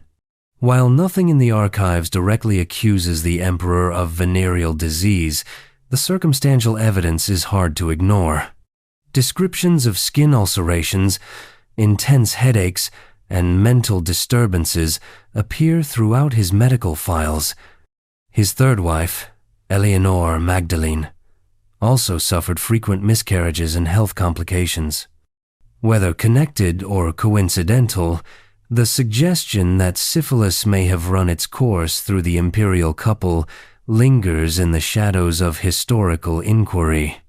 In spite of his ailments, Leopold presided over one of the most turbulent yet consequential eras in European history. He confronted the Ottomans, managed the delicate politics of the Holy Roman Empire, and laid the groundwork for Austria's future dominance. But while his policies extended Habsburg influence, his body continued to decay. He died in 1705, aged 65, worn out by years of service and perhaps by the silent torment of a disease that left no throne untouched. His death was solemn, marked by ceremony and requiem masses, but his legacy may also include the unspoken cost of illness, one more reminder that even emperors could not command their own cells to obey. Next, we follow a noblewoman whose wit, beauty, and flight from domestic life made her a legend and, perhaps, a patient of a disease far less poetic than her love letters: Hortense Mancini. Hortense Mancini was a comet across the sky of 17th century Europe, brilliant, scandalous, and gone too soon. Niece of Cardinal Mazarin and one of the famed Mazarinettes, she was born into power and raised for beauty. But her life was less about ballrooms and more about escape, fleeing an abusive husband, crossing borders in disguise, and captivating monarchs with a glance. Yet behind her fierce independence was a body potentially ravaged by syphilis. Forced into a disastrous marriage at a young age, Hortense suffered cruelty behind gilded doors. Her husband, Charles de la Meilleraye, was paranoid, obsessive, and emotionally volatile. When she fled his home disguised as a man, she wasn't just running for freedom, she was fleeing psychological imprisonment. But the freedom she gained came at a cost. Hortense became a celebrated figure at the courts of England and France. She was mistress to Charles II of England and known for her salons filled with philosophers, artists, and lovers. She defied gender norms, engaged in rumored same-sex relationships, and refused to be defined by her title alone. But in her later years, her health declined sharply. Letters and memoirs describe her suffering from continual aches, skin outbreaks, dental deterioration, and swelling of the joints. She lost weight rapidly and was prone to melancholy. These symptoms, especially coupled with reports of mercury-based treatments and persistent headaches, have led many historians to suggest syphilis may have plagued her. She died at only 39 years old, her once dazzling persona dimmed by sickness. While her legacy lives on as a proto-feminist icon and literary muse, the tragic reality may have been far grimmer. If syphilis shadowed her brilliant rise, it also haunted her fall, proof that even the freest spirits could be caught by the diseases of their time.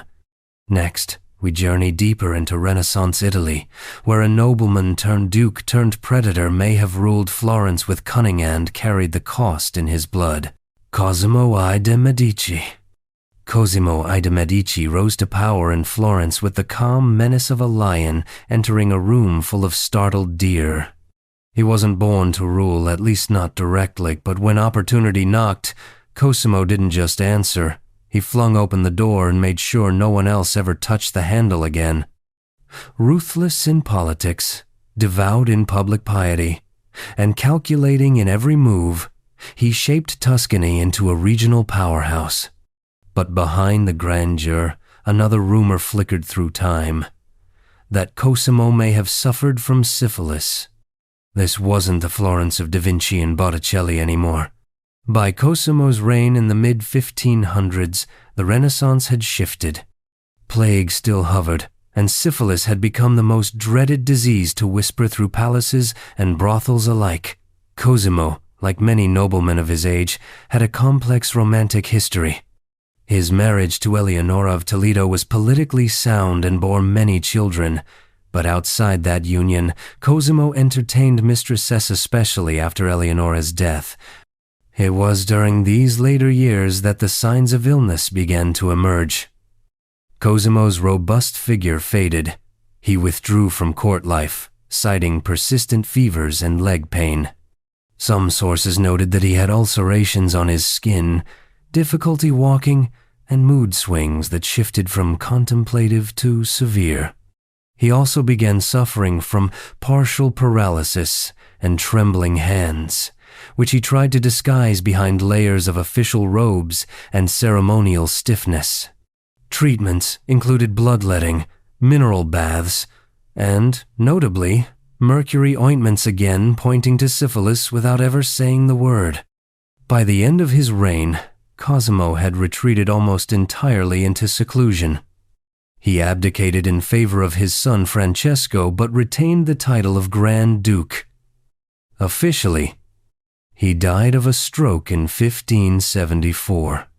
Unofficially, many historians believe he was in the advanced stages of syphilitic decline.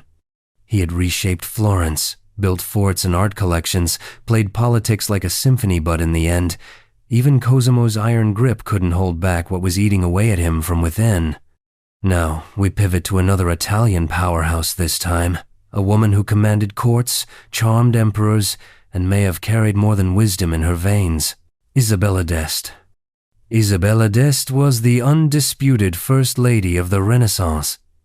As Marchioness of Mantua, she collected art like a curator, negotiated politics like a chess master, and hosted salons that shaped European culture. Her letters were masterpieces of diplomacy. Her style set trends. She was, in every sense, a force. But even Isabella, armored in intellect and influence, may not have escaped the shadows of syphilis. Her marriage to Francesco II Gonzaga was a union of dynasties, not passion. Francesco, a warlord with little subtlety and many lovers, spent long periods away from court and campaign or in the arms of others. While Isabella maintained a veneer of dignity, letters reveal her frustration with his behavior, especially his notorious visits to courtesans. Francesco's health began to fail early. He suffered from skin sores, intense headaches, and mental disturbances, classic symptoms of syphilis. He was openly treated with mercury and confined during flare-ups. If Francesco was infected, it's possibly, if not likely, that Isabella, as his wife, was exposed. There are subtler clues in her own correspondence. She frequently referenced skin ailments, chronic fatigue, and mysterious female troubles. She undertook several long visits to thermal baths and apothecaries, ostensibly for her nerves or complexion. These euphemisms were often used to disguise treatment for venereal diseases, especially in women of rank. Still, Isabella remained politically active into old age. She outlived her husband and many of her peers, continuing to write, govern, and advise well into her 70s. But her final years were marked by increasing reclusion and a deterioration in health. Her letters, once sharp and layered, became shorter, less frequent, and often dictated. She died in 1539, and while the cause is officially listed as natural decline, there's a ghost in the margins. If syphilis did touch Isabella d'Este's life, it did so with a silent cruelty that stalked powerful women of her age hidden behind lace veils and perfumed letters, never acknowledged, but always present. Next, we cross into the windswept provinces of the Netherlands, where a warrior prince carved out a new nation and may have carried his own burden of invisible war. Maurice of Nassau. Maurice of Nassau was the general who gave the Dutch their backbone. As the son of William the Silent, he inherited a rebellion against Spanish rule and turned it into a science. Siege warfare, logistics, mathematics of movement made war precise.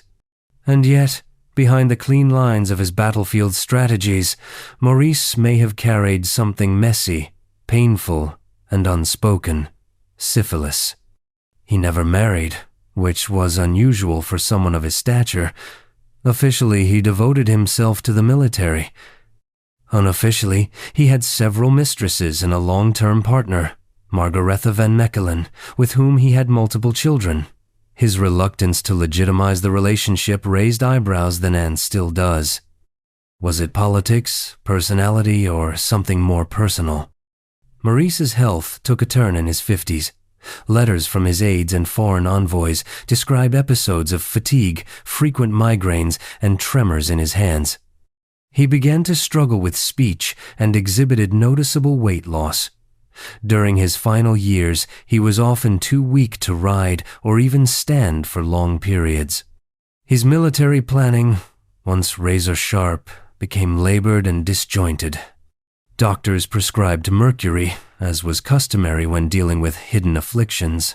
Though no one dared label it, the pattern is familiar: the shakes, the rashes, the withdrawn behavior, the melancholic humors. His court maintained silence, but the signs were everywhere for those who knew how to read them. Maurice died in 1625, not on the battlefield, but in bed, exhausted, broken, and by some accounts, muttering incoherently. His legacy remains that of a military pioneer, the father of modern tactics. But if he also carried syphilis, it's another reminder that not even the sharpest minds and hardest armor can shield from everything. Next, we head into England's Civil War era, where a prince swung sabers and flirted with fate and may have taken more than just glory from the battlefield. Prince Rupert of the Rhine. Prince Rupert of the Rhine was a swashbuckler in velvet. Soldier, scientist, pirate hunter, artiste, did everything with theatrical flair and relentless energy. Nephew to King Charles I, he was a dashing royalist commander in the English Civil War, known for fearless cavalry charges and his loyal white poodle boy.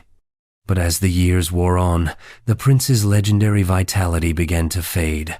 Behind the tales of glory and invention, whispers of syphilis began to surface. Rupert's romantic entanglements were many and rarely discreet. Though he never married, he fathered several illegitimate children and maintained a long-term relationship with actress Margaret Hughes. His time at court, both in exile and restoration, was steeped in the libertine culture of the Cavaliers, where pleasure was the antidote to war, and disease often lurked behind the lace and laughter. By middle age, Rupert began to suffer from an array of chronic ailments. He complained of persistent pain in his legs and back, severe headaches, and spells of exhaustion. Observers noted that he developed tremors and occasional disorientation. His once fiery temper became unpredictable, swinging from charm to fury without warning. These symptoms closely echo those associated with tertiary syphilis. He underwent treatments that included mercury and bloodletting, typical of the era's misguided approach to venereal diseases. Letters from his physicians and friends speak vaguely of old injuries and recurring afflictions, but the consistency of his symptoms paints a more specific picture. Despite declining health, Rupert never stopped moving. He helped modernize the Royal Navy, experimented with mezzotint printmaking, and led colonial ventures overseas. But in his final years, his appearance changed drastically. The once striking prince became gaunt, withdrawn, and increasingly absent from public life. He died in 1682 at the age of 62, still celebrated as a hero by some and a reckless rogue by others. If syphilis had ravaged his body, he carried it like he did everything else, boldly, quietly, and without apology. Now, we turn from England's flamboyant prince to one of its most notorious mistresses, a woman whose beauty enthralled a king and whose legacy may include the painful price of royal intimacy. Barbara Palmer, 1st Duchess of Cleveland. Barbara Palmer was fire wrapped in silk. As the most famous mistress of Charles II, she wasn't just a favorite, she was the blueprint. Beautiful, brash, and politically sharp, she wielded power through intimacy and left a string of scandalous stories wherever she walked. But one story rarely spoken aloud suggests that she may have also carried syphilis, a shadowy cost of life in the king's favor. She met Charles before he regained the throne, during his exile in the Netherlands. From the moment she entered court, she captivated him and irritated nearly everyone else. Elevated to Duchess of Cleveland, she bore the king 5 children, received a generous pension, and installed herself as the unofficial queen of Restoration England. But Restoration England was filthy with disease. The French pox, as syphilis was politely called, swept through brothels, palaces, and bedrooms with equal disdain. Barbara's rivals often accused her of spreading illness, whether out of jealousy or observation. She was known to suffer from recurring fevers, skin eruptions, and chronic pain later in life. At one point, she withdrew from court entirely, citing illness of the blood. That's the 17th century version of, "We're not going to say what it is, but it's bad." She was treated with a cocktail of mercury ointments and herbal tinctures common for syphilis. Her complexion, once celebrated, reportedly deteriorated with age far more rapidly than expected. Contemporaries wrote of swelling, a drawn appearance, and a withering of beauty, which they cruelly attributed to both vanity and sin. Yet Barbara remained a political force. She negotiated for her children's titles, aligned herself with powerful factions, and continued to wield influence even after falling from royal favor. But behind the lace and letters, her body may have been breaking down. She lived into her 60s, increasingly reclusive and reliant on medication. If syphilis was present, it would have been the slow executioner destroying her from the inside, while the outside world still whispered her name. Next, we rewind the clock by centuries to a queen known for her iron will and vast empire, yet in later gossip, her name was linked with one of history's most humiliating diseases. Eleanor of Aquitaine, rumored in late gossip. Eleanor of Aquitaine lived a life that belonged in legend. Queen of France, then Queen of England. Crusader, political strategist, mother to kings. She outlived 2 husbands, survived imprisonment, and shaped medieval Europe with wit and ruthlessness. And yet, centuries later, long after she had died, rumors crept up from dusty archives and tavern tales that Eleanor may have suffered from syphilis, Let's pause, for historical reality syphilis wasn't documented in Europe until the late 15th century, well after Eleanor's death in 1204. But retroactive rumors have a strange way of growing legs. In the 17th and 18th centuries, as syphilis became widely known, writers and gossips began looking backward, assigning the disease to historical figures who'd lived vivid or controversial lives. Eleanor, bold and unusually independent for a medieval woman, became a prime target. The claim likely arose from her extensive romantic and political history. She was married first to Louis VII of France, a marriage she annulled after years of political and personal frustration. Her second marriage to Henry II of England was no less tumultuous. She gave birth to 10 children, including Richard the Lionheart and King John, and at one point helped lead a rebellion against her own husband. Some later medical reinterpretations suggested she suffered from recurring fevers, bouts of fatigue, and what chroniclers called female ailments. These were grasped at by later writers as signs of venereal disease, despite no contemporary mention of such affliction. So, did Eleanor have syphilis? Almost certainly not. But the rumor says more about how society interprets powerful women than it does about her actual health. Her name became attached to the disease not because of evidence, but because of her independence, sexuality, and political agency traits that often made later historians uncomfortable. If anything, the rumor is a posthumous slander, a way of taming her myth by attaching it to shame. But even that attempt falls short. Eleanor's legend is too strong, and the irony of the gossip? It only added to her fame. From one woman rumored in retrospect to another who was loved, envied, and possibly infected. Next is a mistress whose French accent whispered through the English court like perfume and poison, Louise de Kérouaille. Louise de Kérouaille arrived at the English court with ribbons, charm, and the full backing of the French crown. She was sent as a political whisper wrapped in perfumia mistress, designed not just to capture King Charles II's attention, but to keep him friendly with France.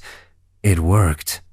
She became his favorite in the latter part of his reign, earning wealth, titles, and the enduring hatred of half the English nobility. But behind the diamonds and diplomacy, surfaced rumors that she, too, had fallen victim to syphilis. Charles II had no shortage of romantic partners, and his court was a festival of physical indulgence. Louise, while more demure in public than rivals like Barbara Palmer, was not immune to the swirl of disease that shadowed the Restoration. Her relationship with the king was monogamous only in pretense. Both had other partners, and the court was already riddled with illness. Louise was showered with wealth, eventually made Duchess of Portsmouth, but she was also marked by enemies. Satirical pamphlets accused her of being a French harlot and a venomous influence on the king. And in some of those crude depictions, she was portrayed with pocked skin and covered in veils, symbols commonly used at the time to suggest venereal disease. In later years, Louise suffered from persistent ailments. Her letters mention joint pain, rashes, and bouts of melancholia. She was known to rely heavily on medications, many of which contained mercury, a common, if toxic, treatment for syphilis. Her withdrawal from public life, paired with her increasing reclusiveness, only added fuel to the gossip. After Charles II's death, Louise returned to France. There, she lived in relative quiet, receiving a pension and maintaining her noble title, but her health steadily declined. Reports of physical frailty, difficulty walking, and chronic illness followed her until her death in 1734. Whether or not syphilis played a role in her decline, the whispers never stopped. In the eyes of many, she was the emblem of foreign seduction, of a court too decadent to last. And perhaps, for some, disease was the fitting punishment for such beauty wielded like a political blade. Next, We turn to the heart of the Habsburg dynasty, where an Austrian archduke stood poised between empires and shadows and may have battled more than just the French on the battlefield. Archduke Charles of Austria. Archduke Charles of Austria was the Habsburgs' golden boy, the one who could have been emperor, who could have rewritten the map of Europe if fate had dealt him better cards. A military genius, he led Austrian forces against Napoleon and, for a time, actually held his own. But as his victories faded, so did his health. And quietly, beneath the layers of medals and formality, the slow hand of syphilis may have reached for him. Charles was born into pressure. Brother to Emperor Francis II, he was tasked with defending the tottering Holy Roman Empire against revolutionary France. He won respect on the battlefield, earning a rare victory at Aspern-Essling. But Charles's life was not just war, it was punctuated by isolation, physical decline, and romantic silence. He didn't marry until he was well into his 40s, and even then, his union was seen more as duty than passion. Rumors had long swirled that he avoided marriage due to health complications. In a court obsessed with heirs and alliances, such a delay was rare and suspect. By his mid-30s, Charles began exhibiting strange symptoms, tremors in his hands, vision problems, difficulty maintaining his balance. He complained of recurring fevers and skin ailments. Court physicians treated him with the usual elixirs and purgatives, but mercury therapy was among them once again, pointing toward a suspected venereal infection. His battle strategies, once admired, began to falter. He became more withdrawn, frequently bedridden. Diplomats described him as pale and stiff, sometimes unable to stand unaided. And though he maintained his titles and ceremonial role, real power slipped through his fingers. Charles died in 1847, remembered as a soldier scholar who almost stopped Napoleon, almost saved the old order. But if syphilis had crept into his system decades earlier, it might explain the sudden dimming of his military brilliance and the long decline that followed. Next, we pivot from the war rooms of Austria to the gilded tragedy of Versailles, where a queen's charm couldn't protect her from gossiper, from a disease that may have passed to her through scandal and silk sheets. Marie Antoinette rumored through contact. Marie Antoinette has been called many things: frivolous, misunderstood, extravagant, courageous. But among the less publicized whispers lies a rumor not about her behavior but her health. Specifically, that she may have contracted syphilis not through personal recklessness, but through contact, proximity, and the lethal intimacy of royal marriage. Born an Austrian archduchess and married off to France's future king at the tender age of 14, Marie Antoinette was little more than a political chess piece when she arrived at Versailles. Her husband, Louis XVI, was famously awkward and delayed their consummation for years. When they finally did produce children, questions about both their health and fertility had already swirled through Europe's courts. Marie's enemies in France were relentless. They accused her of every excess, from sapphic orgies to bankrupting the treasury with hair powder. And when the affair of the diamond necklace scandal exploded, the court's cruelty intensified. Among the darker rumors circulated in pamphlets and behind fans was that syphilis had entered the royal bedchamber not necessarily from Marie, but through her husband. Louis XVI, though not known for affairs, may have inherited or contracted the disease at some point, possibly from a prior generation. There were signs, lesions, joint issues, and what was discreetly called skin afflictions among the Bourbons. If he was infected, his wife could have become a passive victim. Marie herself showed signs of prolonged illness in her late 30s. Letters mention chronic fatigue, numbness in her hands, and facial pain. She suffered multiple miscarriages and difficult pregnancies.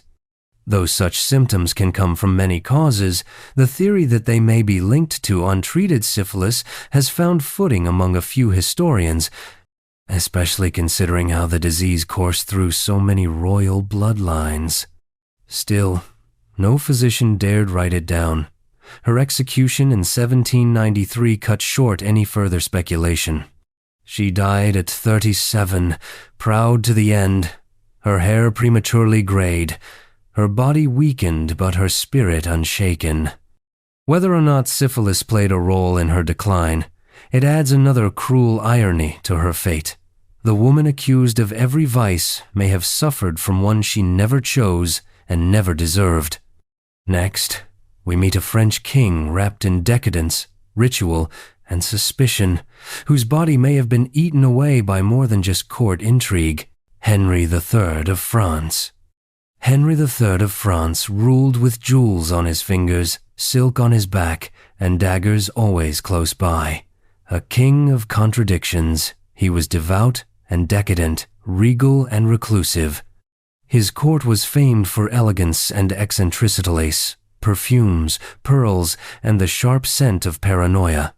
Behind the lavish ceremonies and secret rituals, however, lay a frail body, one that some believe bore the scars of syphilis. Henry ascended to the throne at a time when France was teetering on religious and political chaos. The wars of religion were in full swing. Assassinations, betrayals, and mass executions were standard calendar entries. Amidst this chaos, Henry stood apart.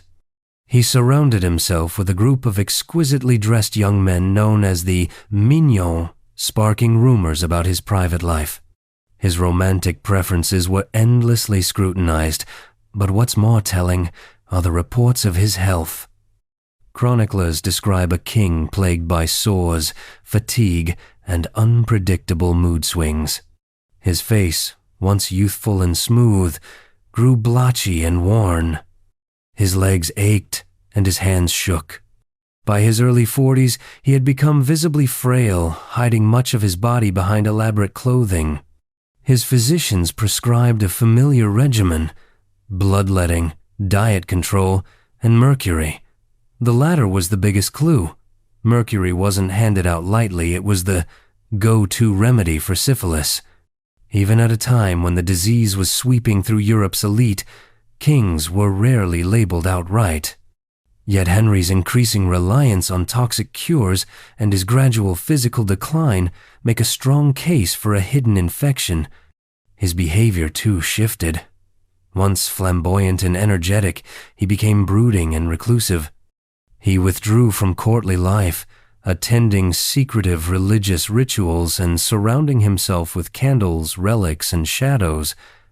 When he was assassinated in 1589, stabbed by a fanatic monk, his autopsy revealed internal decay that far exceeded his age. Though officially remembered for his political failures and personal quirks, Henry III may have been fighting a quieter war against a disease that whispered through his veins as loudly as rebellion echoed through his realm.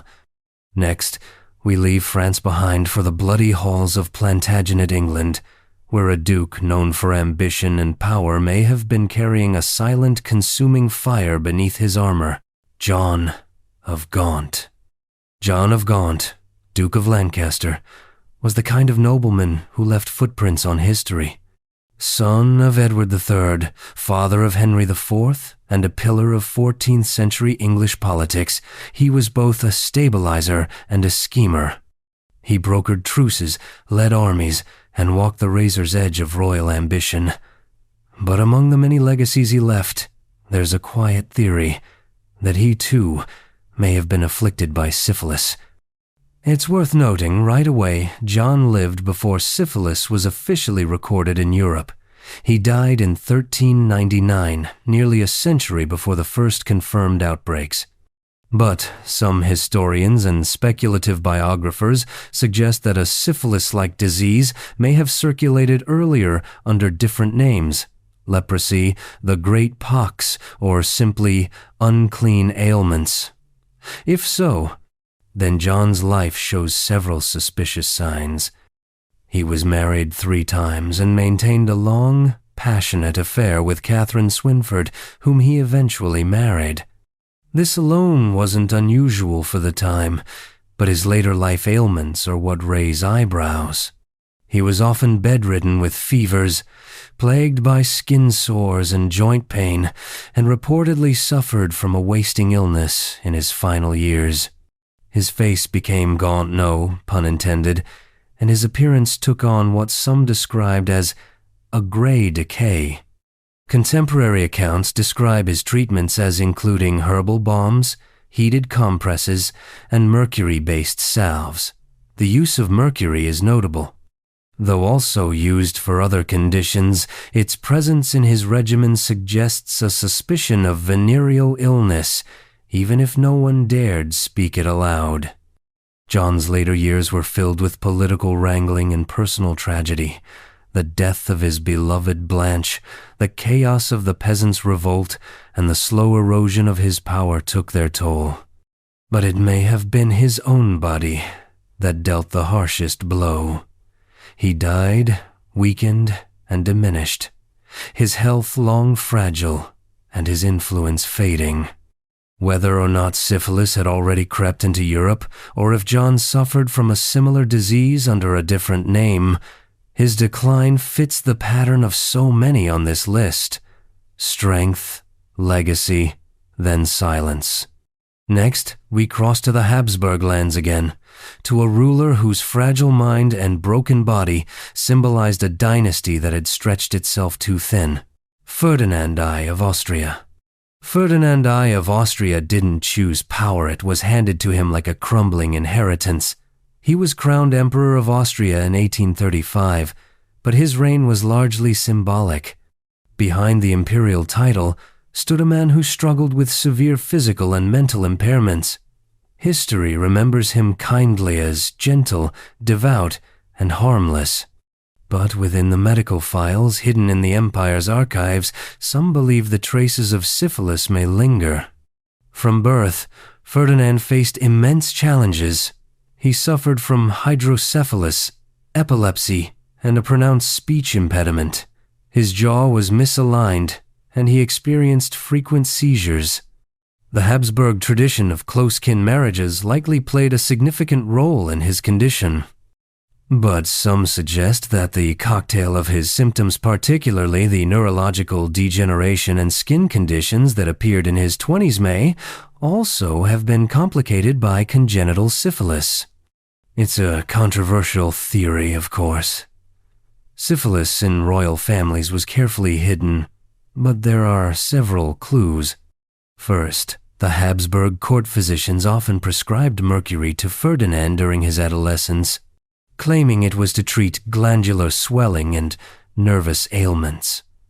These were phrases typically used to mask more stigmatized illnesses. Secondly, Ferdinand's inability to produce an heir or even consummate his marriage to Maria Anna of Savoy was quietly blamed on physical unfitness. Letters between imperial doctors use coded language suggesting more than just epilepsy or hydrocephalus. If syphilis played a role, it would have been congenital passed from parent to child, likely without either party fully understanding what had taken root. He was a gentle soul, obsessed with collecting coins and parroting Latin phrases. In 1848, amid revolution, he abdicated in favor of his nephew, Franz Joseph, and lived out the rest of his life in quiet dignity. Ferdinand's reign may have been forgettable in the annals of politics, but his body carried a legacy of illness on that symbolized the slow unraveling of centuries of royal power and secrecy. Next, we descend into the warm, marble courtyards of Naples, where a princess carried both the elegance of the Renaissance and, perhaps, the unseen burden of a disease cloaked in incense and lace.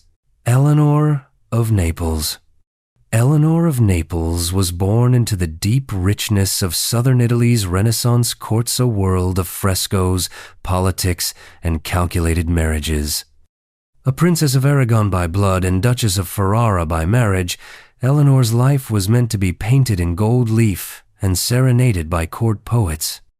But under the silks and smiles, something darker may have followed her through her relatively short life.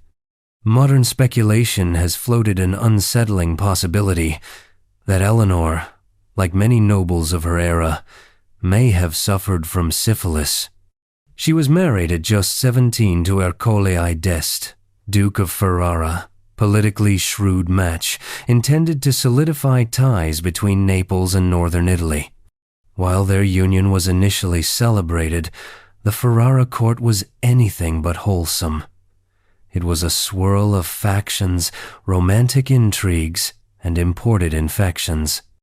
This was the late 15th century, and syphilis was exploding across Europe with deadly speed, especially in the Italian states where war and courtly excess went hand in hand. Eleanor was known for her grace and devotion, but after just a few years of marriage, reports of her declining health emerged.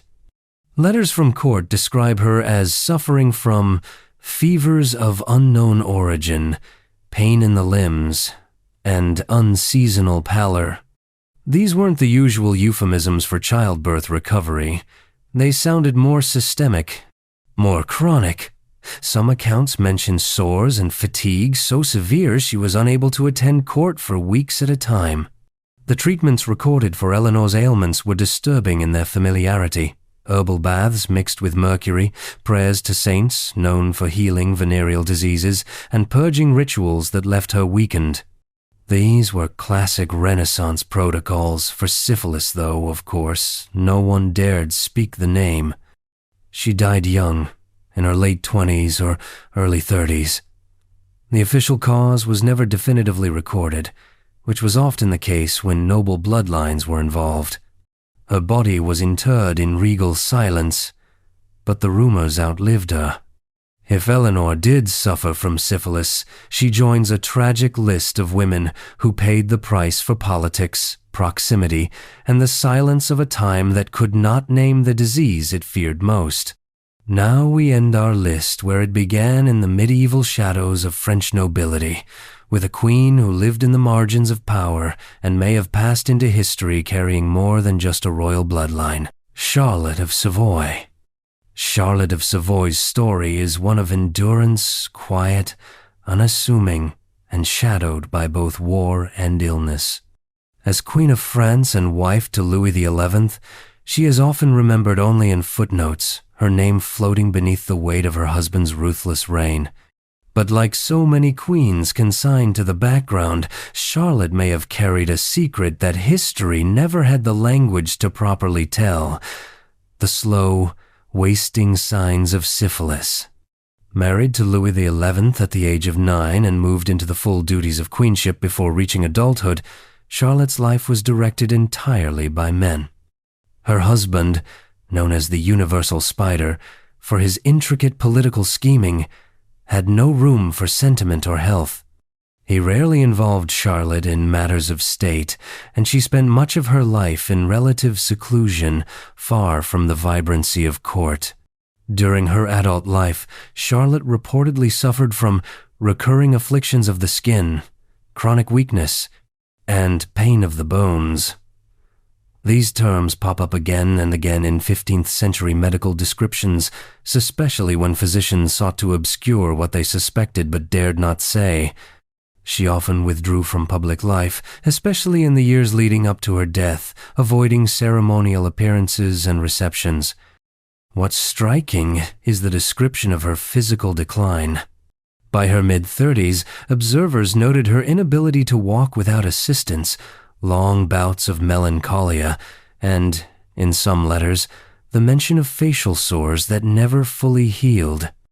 These align uncannily with secondary or tertiary syphilis, especially in women whose infections had gone untreated due to the era's limited understanding and overwhelming silence. Charlotte died in 1483 at just 38. She was buried quietly, overshadowed by her husband's scheming legacy and the turmoil of France's unstable crown.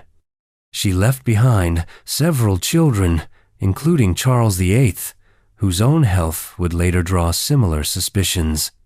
Charlotte of Savoy closes our list with a whisper, not a scream, no infamous trials, no royal lovers, no revolutions.